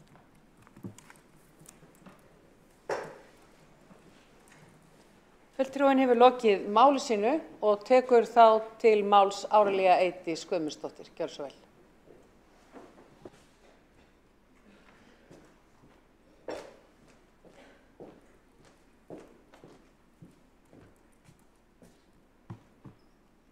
Forseti, borgarstjórn, ungmennaráð. Ég get ekki annað sagt heldur en sammála öllu því sem að hér á undan var farið. Ég sem sagt formaður skóla- og frístundaráðs og eins og þið takið eftir að þá búið að vísa öllu því sem að hér hefur komið fram til skóla- og frístundaráðs. Og ég verð að fá að segja það að þið hafi komið með það sem að mér finnst skipta mestu máli í skólastarfi og ég svo hjartanlega sammála þér. Ég get ekki svara fyrir þetta með að það séu 3 ár liðin en hins vegar ég búin að kanna það að við erum að bíða eftir námsefni frá Menntamálastofnun sem að núna að fara í gegnum endurstokkun. En við vitum ýmislegt þá kynslóð sem að þið tilheyrið sem kynslóð Z. Kynslóð Z sem sagt allir þeir sem að því við skilgreinum í rauninni mun á milli kynslóða. Núna þið væntanlega tilheyri kynslóð Z því það eru þeir sem eru fæddir 1998 til 2010. Frá 2010 sú kynslóð kölluð kynslóð alfa.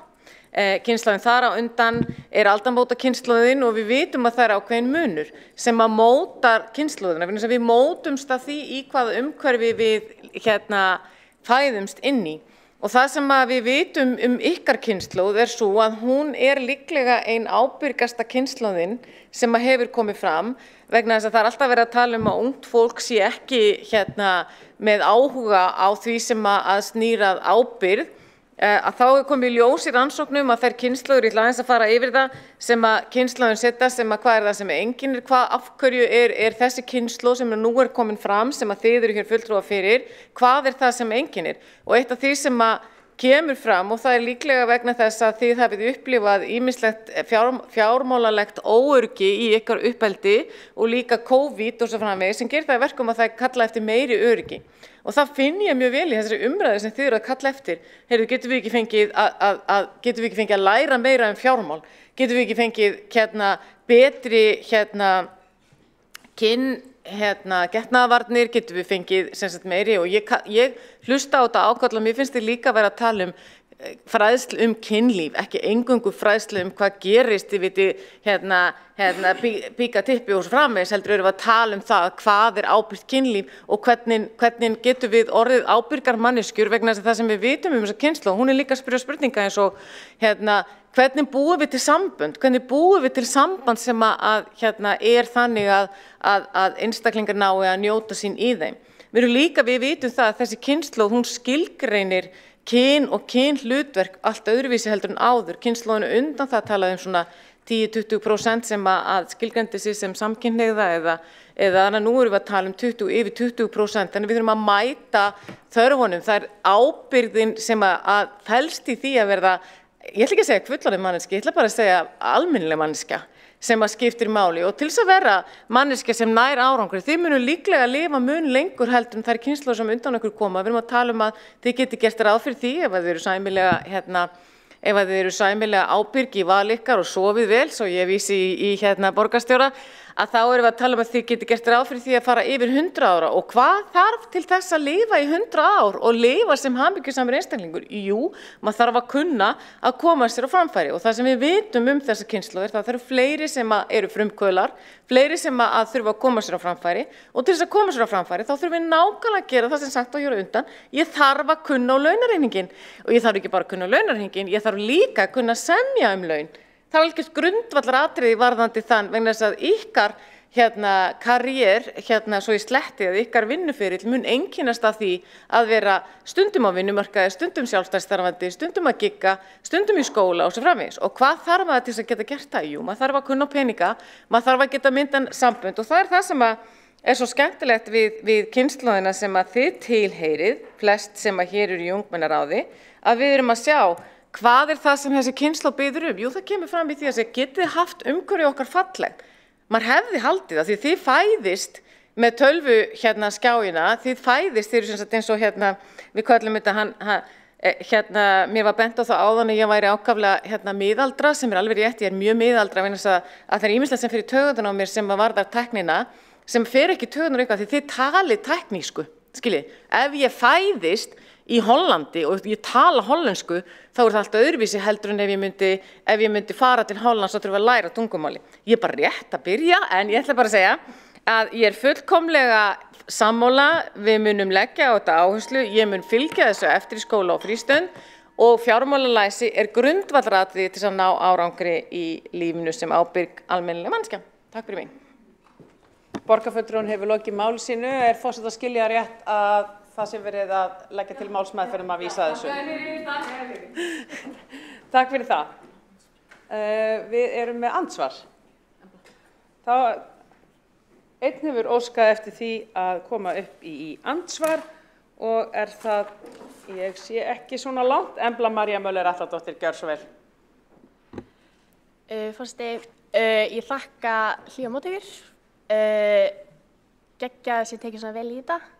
Ég var 2 punktar sem ég var að forrita með, hvenær þegar ég von á þessu námsefni sem að vera að vinna og hvort að það væri ekki hægt að nota námsefni sem nú til staðar. Ég fór nú sjálf í nokkra fjármálalæsistíma í grunnskólanum mínum sem valfag og þar var notað bækur sem nú þegar til, þannig ég var að pæla hvort það væri ekki hægt að nota það sem til staðar. Takk fyrir. Fulltrúinn hefur lokið við að veita ansvar og svara, þá ansvari Árelía Eydís Gummisdóttir, gjör svo vel.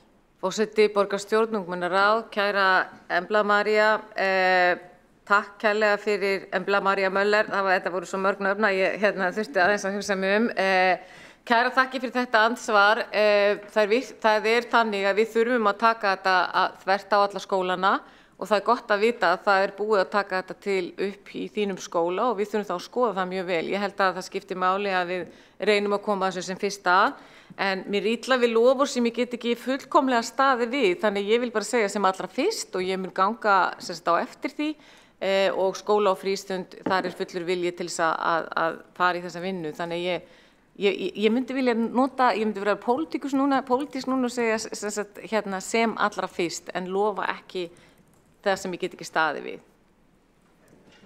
Borgarfulltrúinn hefur lokið við að svara ansvari. Þá tekur til máls borgarfulltrúinn Ragnhildur Alda María Vilhjálmsdóttir, gjör svo vel.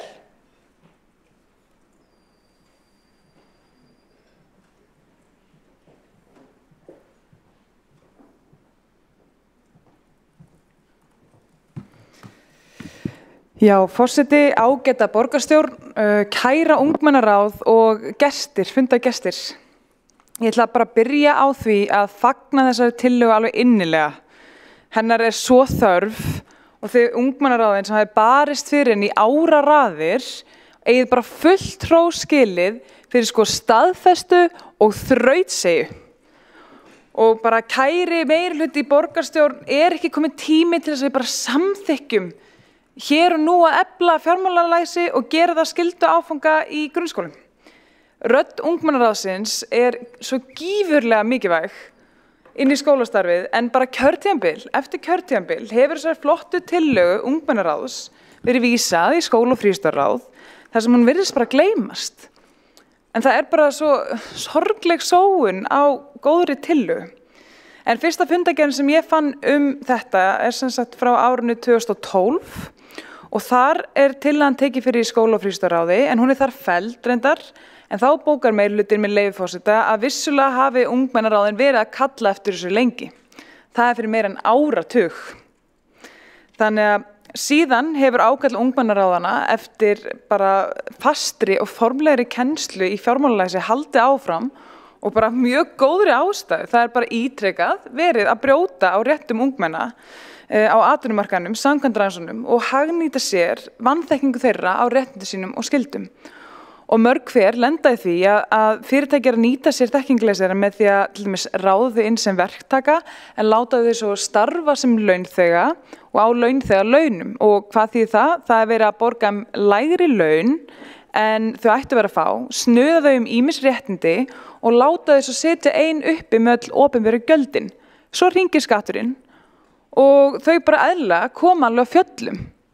Af því það bara enginn sem endilega búin að kenna þeim á allt þetta, kenna þeim að lesa launaseðlana eins og komið fram og maður þurfa alltaf að fylgjast með launaseðlunum sínum og ég meina, ég hef bara sjálf rekið mig á það hér oftar en einu sinni að þurfa að hafa samband við launadeildina út af einhverjum mistökum. Þannig að þetta er eitthvað sem að fylgjum manni.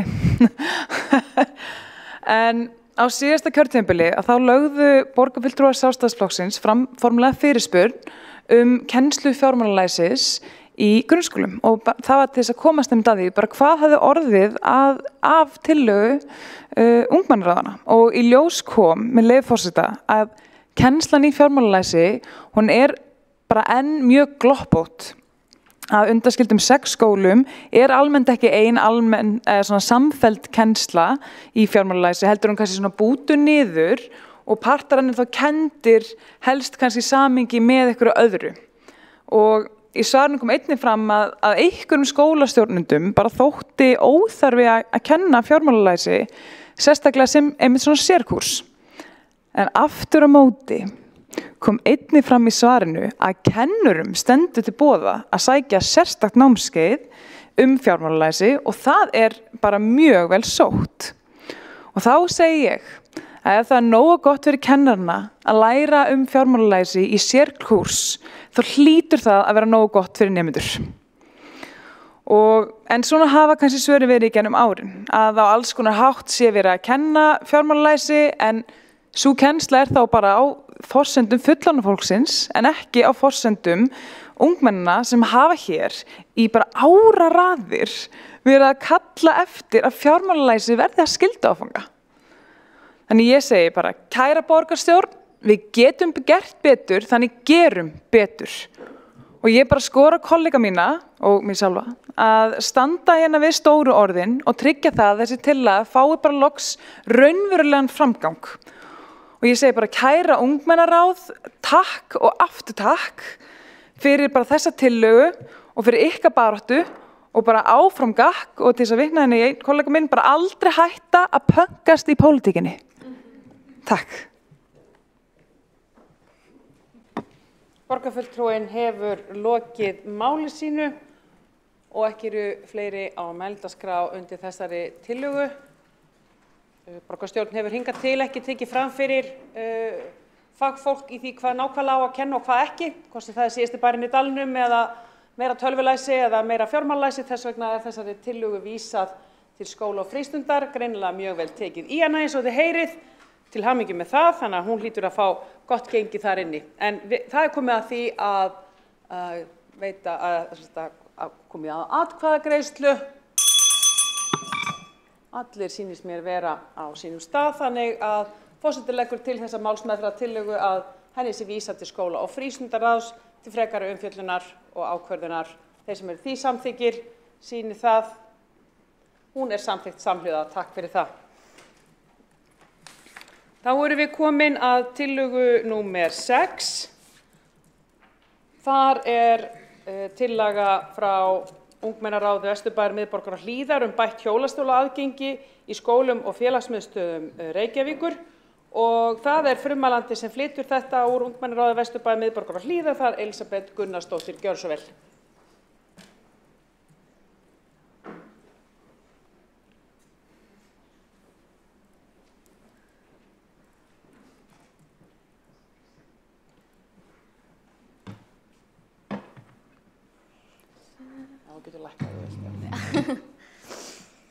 Ágæti forseti borgarstjórnar, borgarstjóri og aðrir gestir.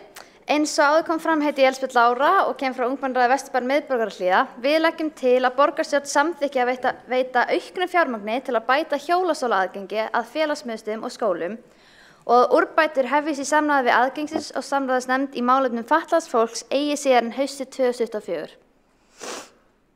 Að geta stundað nám í skóla í sínu hverfi ekki forréttindi heldur mannréttindi. Við getum ekki kallað okkur jafnréttisríki fyrr en fatlað fólk hefur sama aðgang að stofnunum og aðrir. Við erum vel upplýst að árið 2021 setti Björk Arnardóttir fram tillögu auki aðgengi fólks í hjólastól í skólum og félagsmiðstöðvum. Í umsögn tillögu Bjarkar Arnardóttir stendur með leyfi forseta að Reykjavíkurborg átti að vera búin að skila frá sér áfangaskipti aðgerðaráætlun fyrir lok árs 2022. Við höfum ekki myndið neinar upplýsingar varðandi þessa aðgerðaráætlun og ef hún einhvers staðar væri gott að birta hana til almennings. Okkur finnst framkvæmdir Reykjavíkurborgar of hægfara og við viljum sjá þetta sett í forgang. Ég efast það ég þurfa að sannfæra neitt hér inni mikilvægi aðgengismála.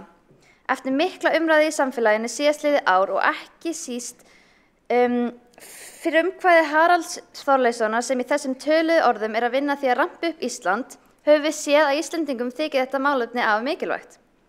Fatlað fólk á fullan rétt á því að nýta sér allar þær opinberu stofnanir sem þeim bjóðast. En oft eru félagsmiðstöðvar og skólar staðsett í eldri húsnæðum þar sem ekki var hugað að aðgengi fatlað fólk og sérstaklega ekki fólks í hjólastólum. Okkur ber skylda að veita fötluðum börnum og ungmennum aðgengi að félagsmiðstöðvum og skólum í sínu umhverfi án undantekninga. Við viljum að borgarstjórn ýti undir mikilvægi aðgengi fólks í hjólastól og fjármagni umhverfis- og skipulagssvið Reykjavíkurborgar til að bæta aðgengi strax. Við vitum það að rampa upp alla skóla og félagsmiðstöðvar fyrir árið 2024 jafnvel óraunhæft, en til eru minni skref sem hægt að taka til að bæta aðgengi hjólastóla til muna. Að kaupa litla rampa fyrir hverja félagsmiðstöð til að auðvelda hjólastólum að komast við þröskulda, en þó vil ég minna á það að þó að römpum sem komið fyrir þurfa þeir eru rétt settir uppir og megi ekki vera of brattir. En það væri tilvalin byrjun en það þarf að taka stærri skref. Í samning Sameinuðu þjóðanna réttindi fatlað fólk sem og í mannréttindastefnu Reykjavíkurborgar stendur með leyfi forseta að fatlað fólk skal eiga greiðan og jafnan aðgang að þjónustu og að gera skuli viðeigandi ráðstafanir til að tryggja fötluðu fólki aðgengi til jafns við aðra. Við getum vel talið upp margar skóla og félagsmiðstöðvar þar sem þessu hreinlega ekki verið að fylgja. Kæra borgarstjórn, við krefjumst úrbóta fyrir fötluð börn og ungmenni í Reykjavík.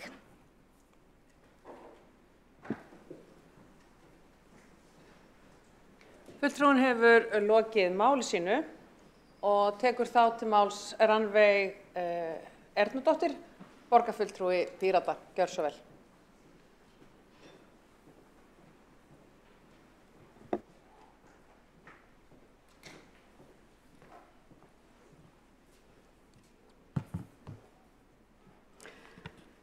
Já, það ekki oft sem ég þarf nú bara alla að hræfa púltið. Takk fyrir. Okay. Og daginn, forseti, ágæta borgarstjórn kæru fulltrúar Reykjavíkurráð ungmenna og aðrir áheyrendur. Fyrir liggur til að Elísabetu Láru Gunnarsdóttur, fulltrú ungmennaráðs Vesturbæjar, miðborgar og Hlíða, bætt hjólastóla aðgengi í skólum og félagsmiðstöðvum. Ég tek undir þessa tillögu og ég þakka kærlega fyrir hana og því miður það rétt að framkvæmdir þær ganga of hægt hjá borginni og það meðal annars vegna þess að það gengur alveg vandræðarlega erfilega að fá verktaka í mörg verk sem þarf að sinna. En höngum ekki því. Aðgengismál, ég vil í rauninni tala aðgengismál þvert á aldur barna hér og þá meina ég að tala bæði leik- og grunnskólabörn bara þvert yfir. Aðgengismál þau eru mikilvæg og þau hafa áhrif á það hvort börn geti sótt menntun og frístundastarf í sínum hverfum. Það hefur þar af leiðandi djúpstæð áhrif á námsárangur þeirra framan af sem og veljan.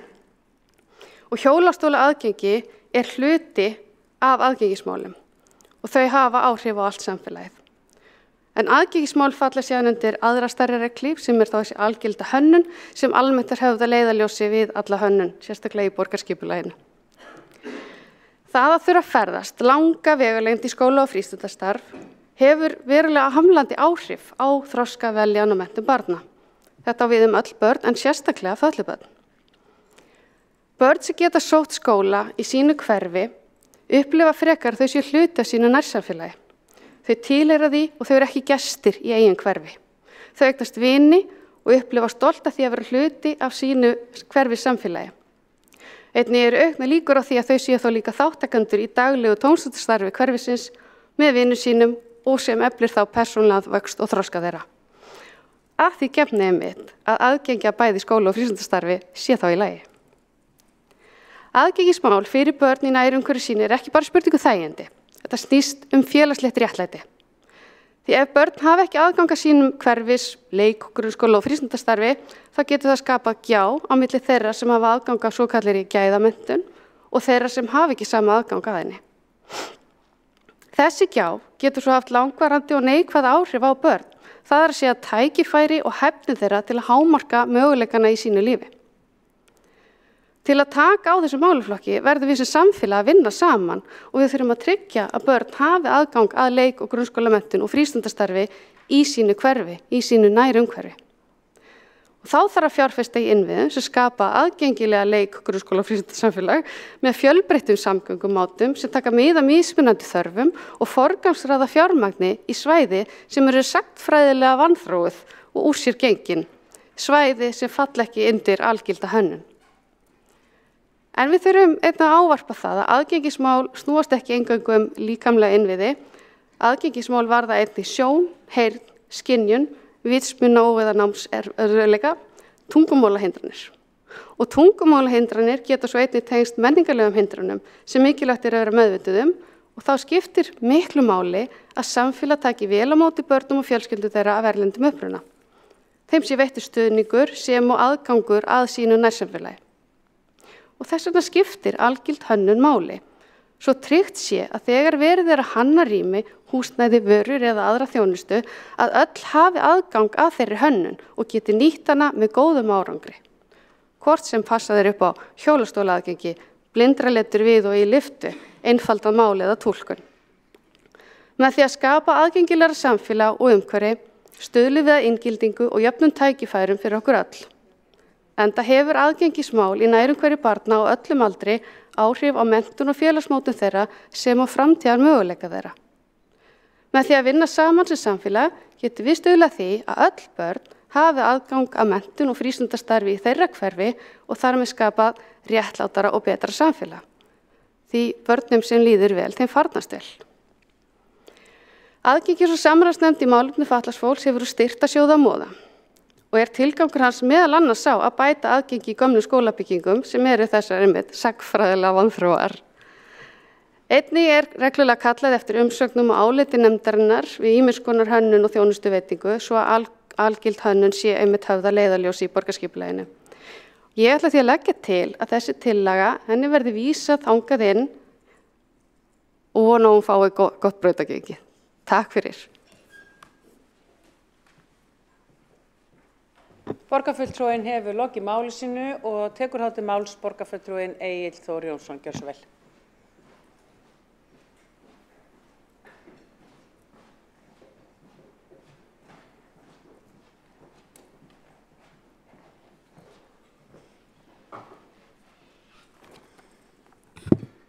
Forseti, ágæta borgarstjórn og Reykjavíkurráð. Það er gríðarlega mikilvægt að við séum að ræða aðgengismál hérna í borgarstjórn.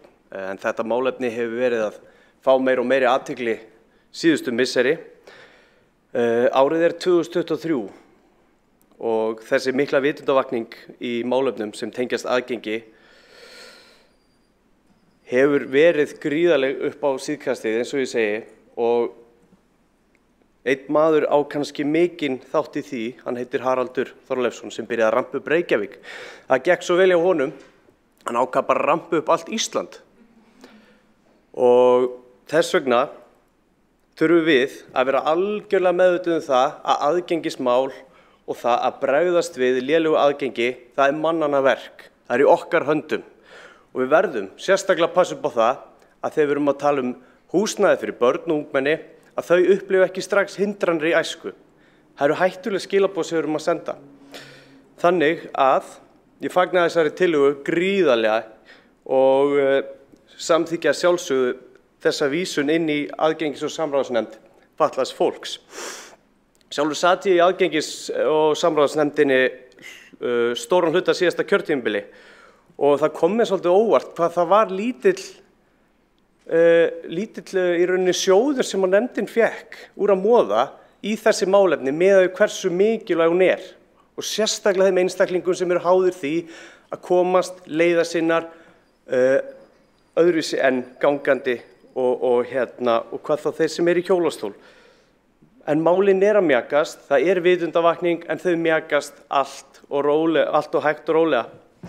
Og þar erum við, borgarfulltrúin Rannveig Ernudóttir, hjartanlega sammála Þannig að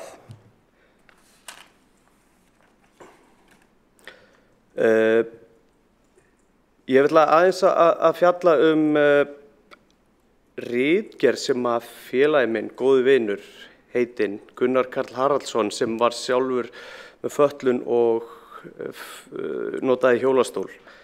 Hann fjallaði aðgengismál í félagsmiðstöðum í Reykjavík fyrir nokkrum misserum síðar áður en hann lést.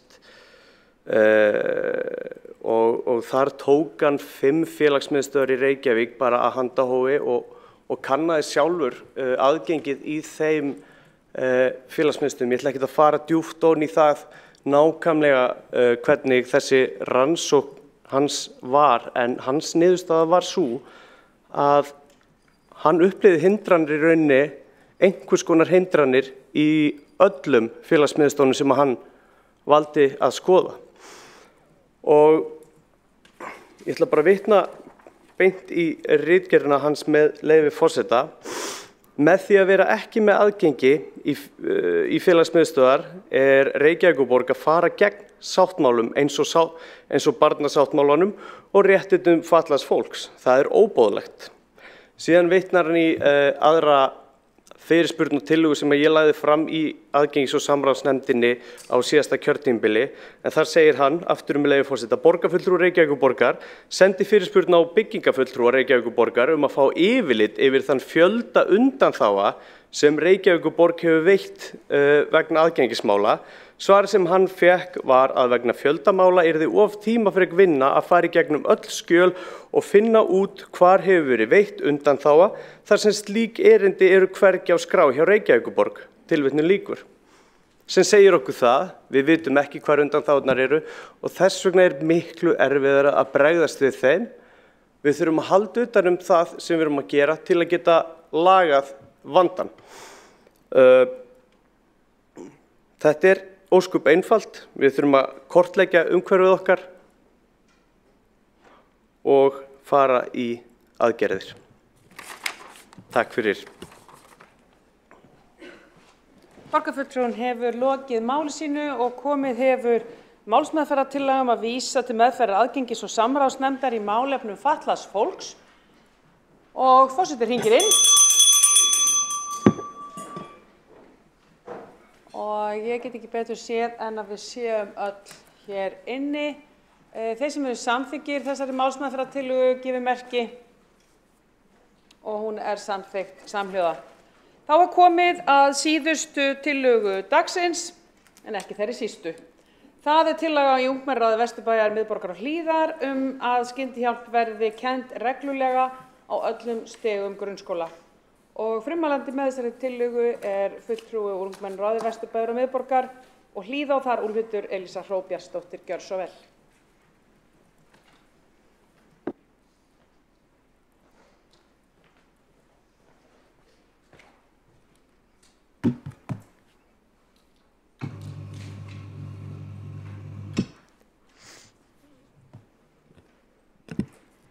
Ágæti forseti borgarstjórnar, borgarstjórn og aðrir gestir.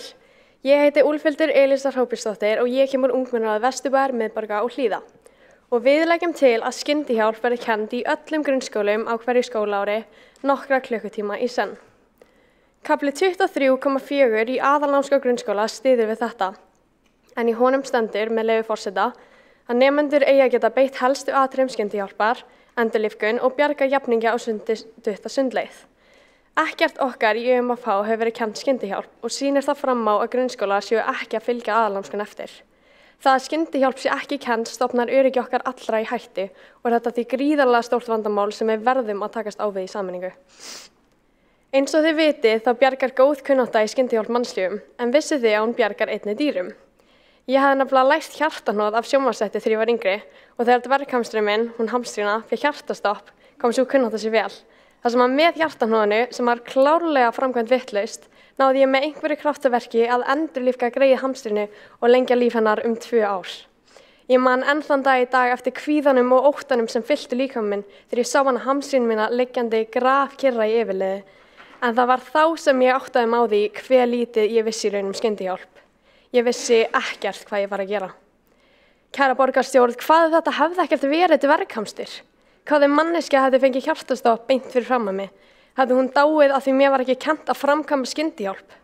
Hvað með barnið sem drukknaði í skólasundi því samnemendur hans kunna ekki að bjarga drukknandi manni? Slysin gera nefnilega ekki boða undan sér og verðum við því að vera tilbúin öllum stundum. En að vera tilbúin þýðir ekki að hafa lært skyndihjálp einu sinni. Heldur þýðir það að læra skyndihjálp á hverju einasta skólaári aftur og aftur. Svo að ef slys verða vita aðstandendur strax hvað þeir eiga að gera. En það gæti nokkra sekundur gert munin milli lífs og dauða. Samkvæmt heimasíðu Samgöngustofnunar átti sér stað 5.247 skráð slys árið 2022. Þar að meðal voru 7 banaslys. Gott fólk, ég engin snillingur en ég get sko sannarlega sagt ykkur það að ef allir kynnu skyndihjálp myndi banaslysum fækka. Árlega bjargar góð skyndihjálparkunnátta lífum. Árið 2021 var til dæmis Elsa Albertsdóttir valin skyndihjálparmaður ársins. En hún bjargaði lífi pappa síns með skyndihjálp þegar hann fékk hjartastopp. Elsa hafði nefnilega sótt skyndihjálparnámskeiðið hjá Rauða krossinum 3 ár í röð og vissi hún því nákvæmlega hvað hún ætti að gera. Saga Elsu og pappa hennar endar vel en það gera þær sko sannarlega ekki allar. En saman getum við búið til fleiri sögur sem enda vel. Með skyndihjálparkennslu getum við gert samfélagið okkar öryggara. Við getum öll verið Elsa, við getum öll verið skyndihjálparmenn ársins.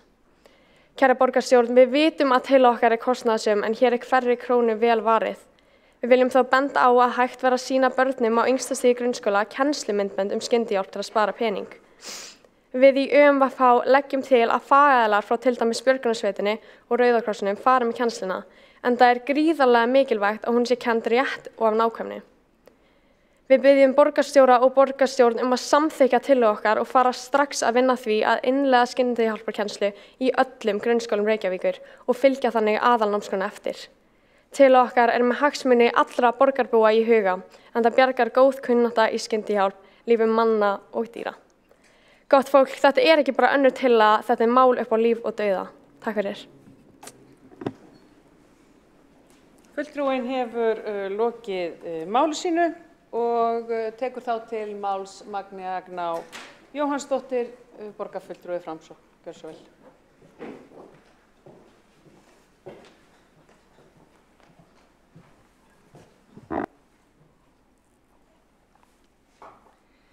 Forseti, ágæta borgarstjórn og Reykjavíkurráð ungmenna. Það ánægjulegt að vera hér í dag á sérstökum aukafundi borgarstjórnar með Reykjavíkurráði ungmenna. Hér til umræðu tillaga fulltrúi í ungmennaráði Vesturbæjar, miðborgar og Hlíða að skyndihjálp verði kennd reglulega á öllum stigum grunnskóla. Það sem lagt til með leyfi forseta að nemendur í grunnskólum Reykjavíkurborgar fái fræðslu í skyndihjálp annað hvert ár 2 klukktíma í senn frá og með vorun 2024. Staðreyndin sú að hjartastopp utan spítala 3. algengasta dánarorsök í hinu vestræna heimi og þau eiga sér stað í heimahúsi í 7 af hverjum 10 tilvikum. Í 74% tilvika eru vitni til staðar og rúmlega 60% þeirra eru nátengd viðkomandi. Á höfuðborgarsvæðinu tekur sjúkrabíl 5 til 10 mínútur að koma á vettvang en 3 til 5 mínútur fyrir heilan að verða fyrir óafturkræfum skaða af súrefnisskorti. Það hefur ítrekað verið sýnt fram á mikilvægi skyndihjálpar við að aðstoða og bjarga einstaklingum í neyð. Oft það þannig að nákomnir koma þeim sem þurfa á tafarlausri hjálp að halda vegna skyndilegra veikinda eða slysa, en þau gera sjaldnast boða undan sér eins og borgarfulltrúi Úlfhildur Elísa kom inn á áðan. Og því mikilvægt að viðstaddir geti brugðist við. Samkvæmt könnun Gallup fyrir 1-2 daginn treysta þeir sem hafa farið á skyndihjálparnámskeið sem miklu frekar en aðrir til að veita skyndihjálp.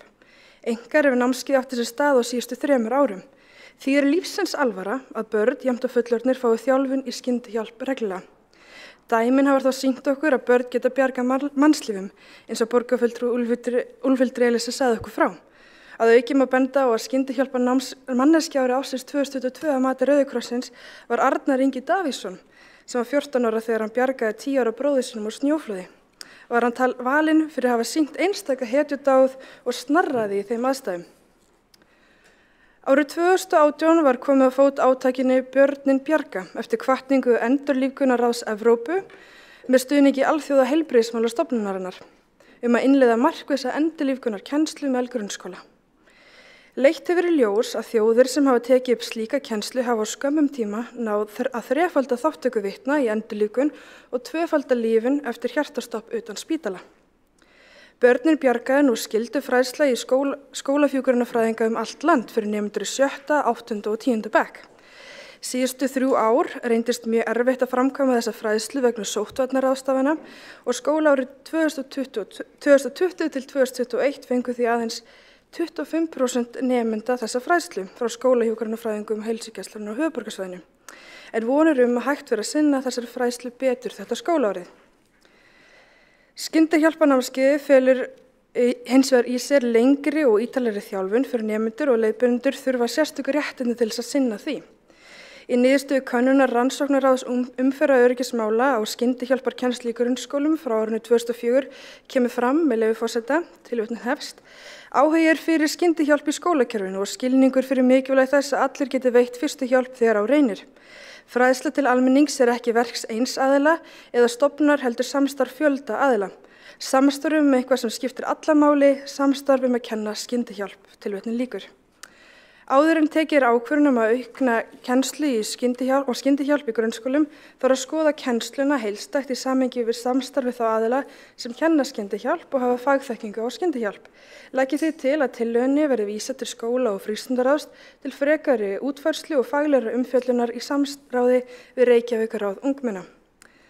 Forseti, ágæta borgarstjórn, ég þakka ungmennaráði Vesturbæjar, miðborgar og Hlíða fyrir þessa góðu tillögu.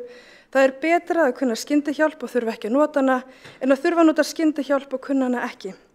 Það mín von í framtíðinni að öll börn fái kennslu í skyndihjálp.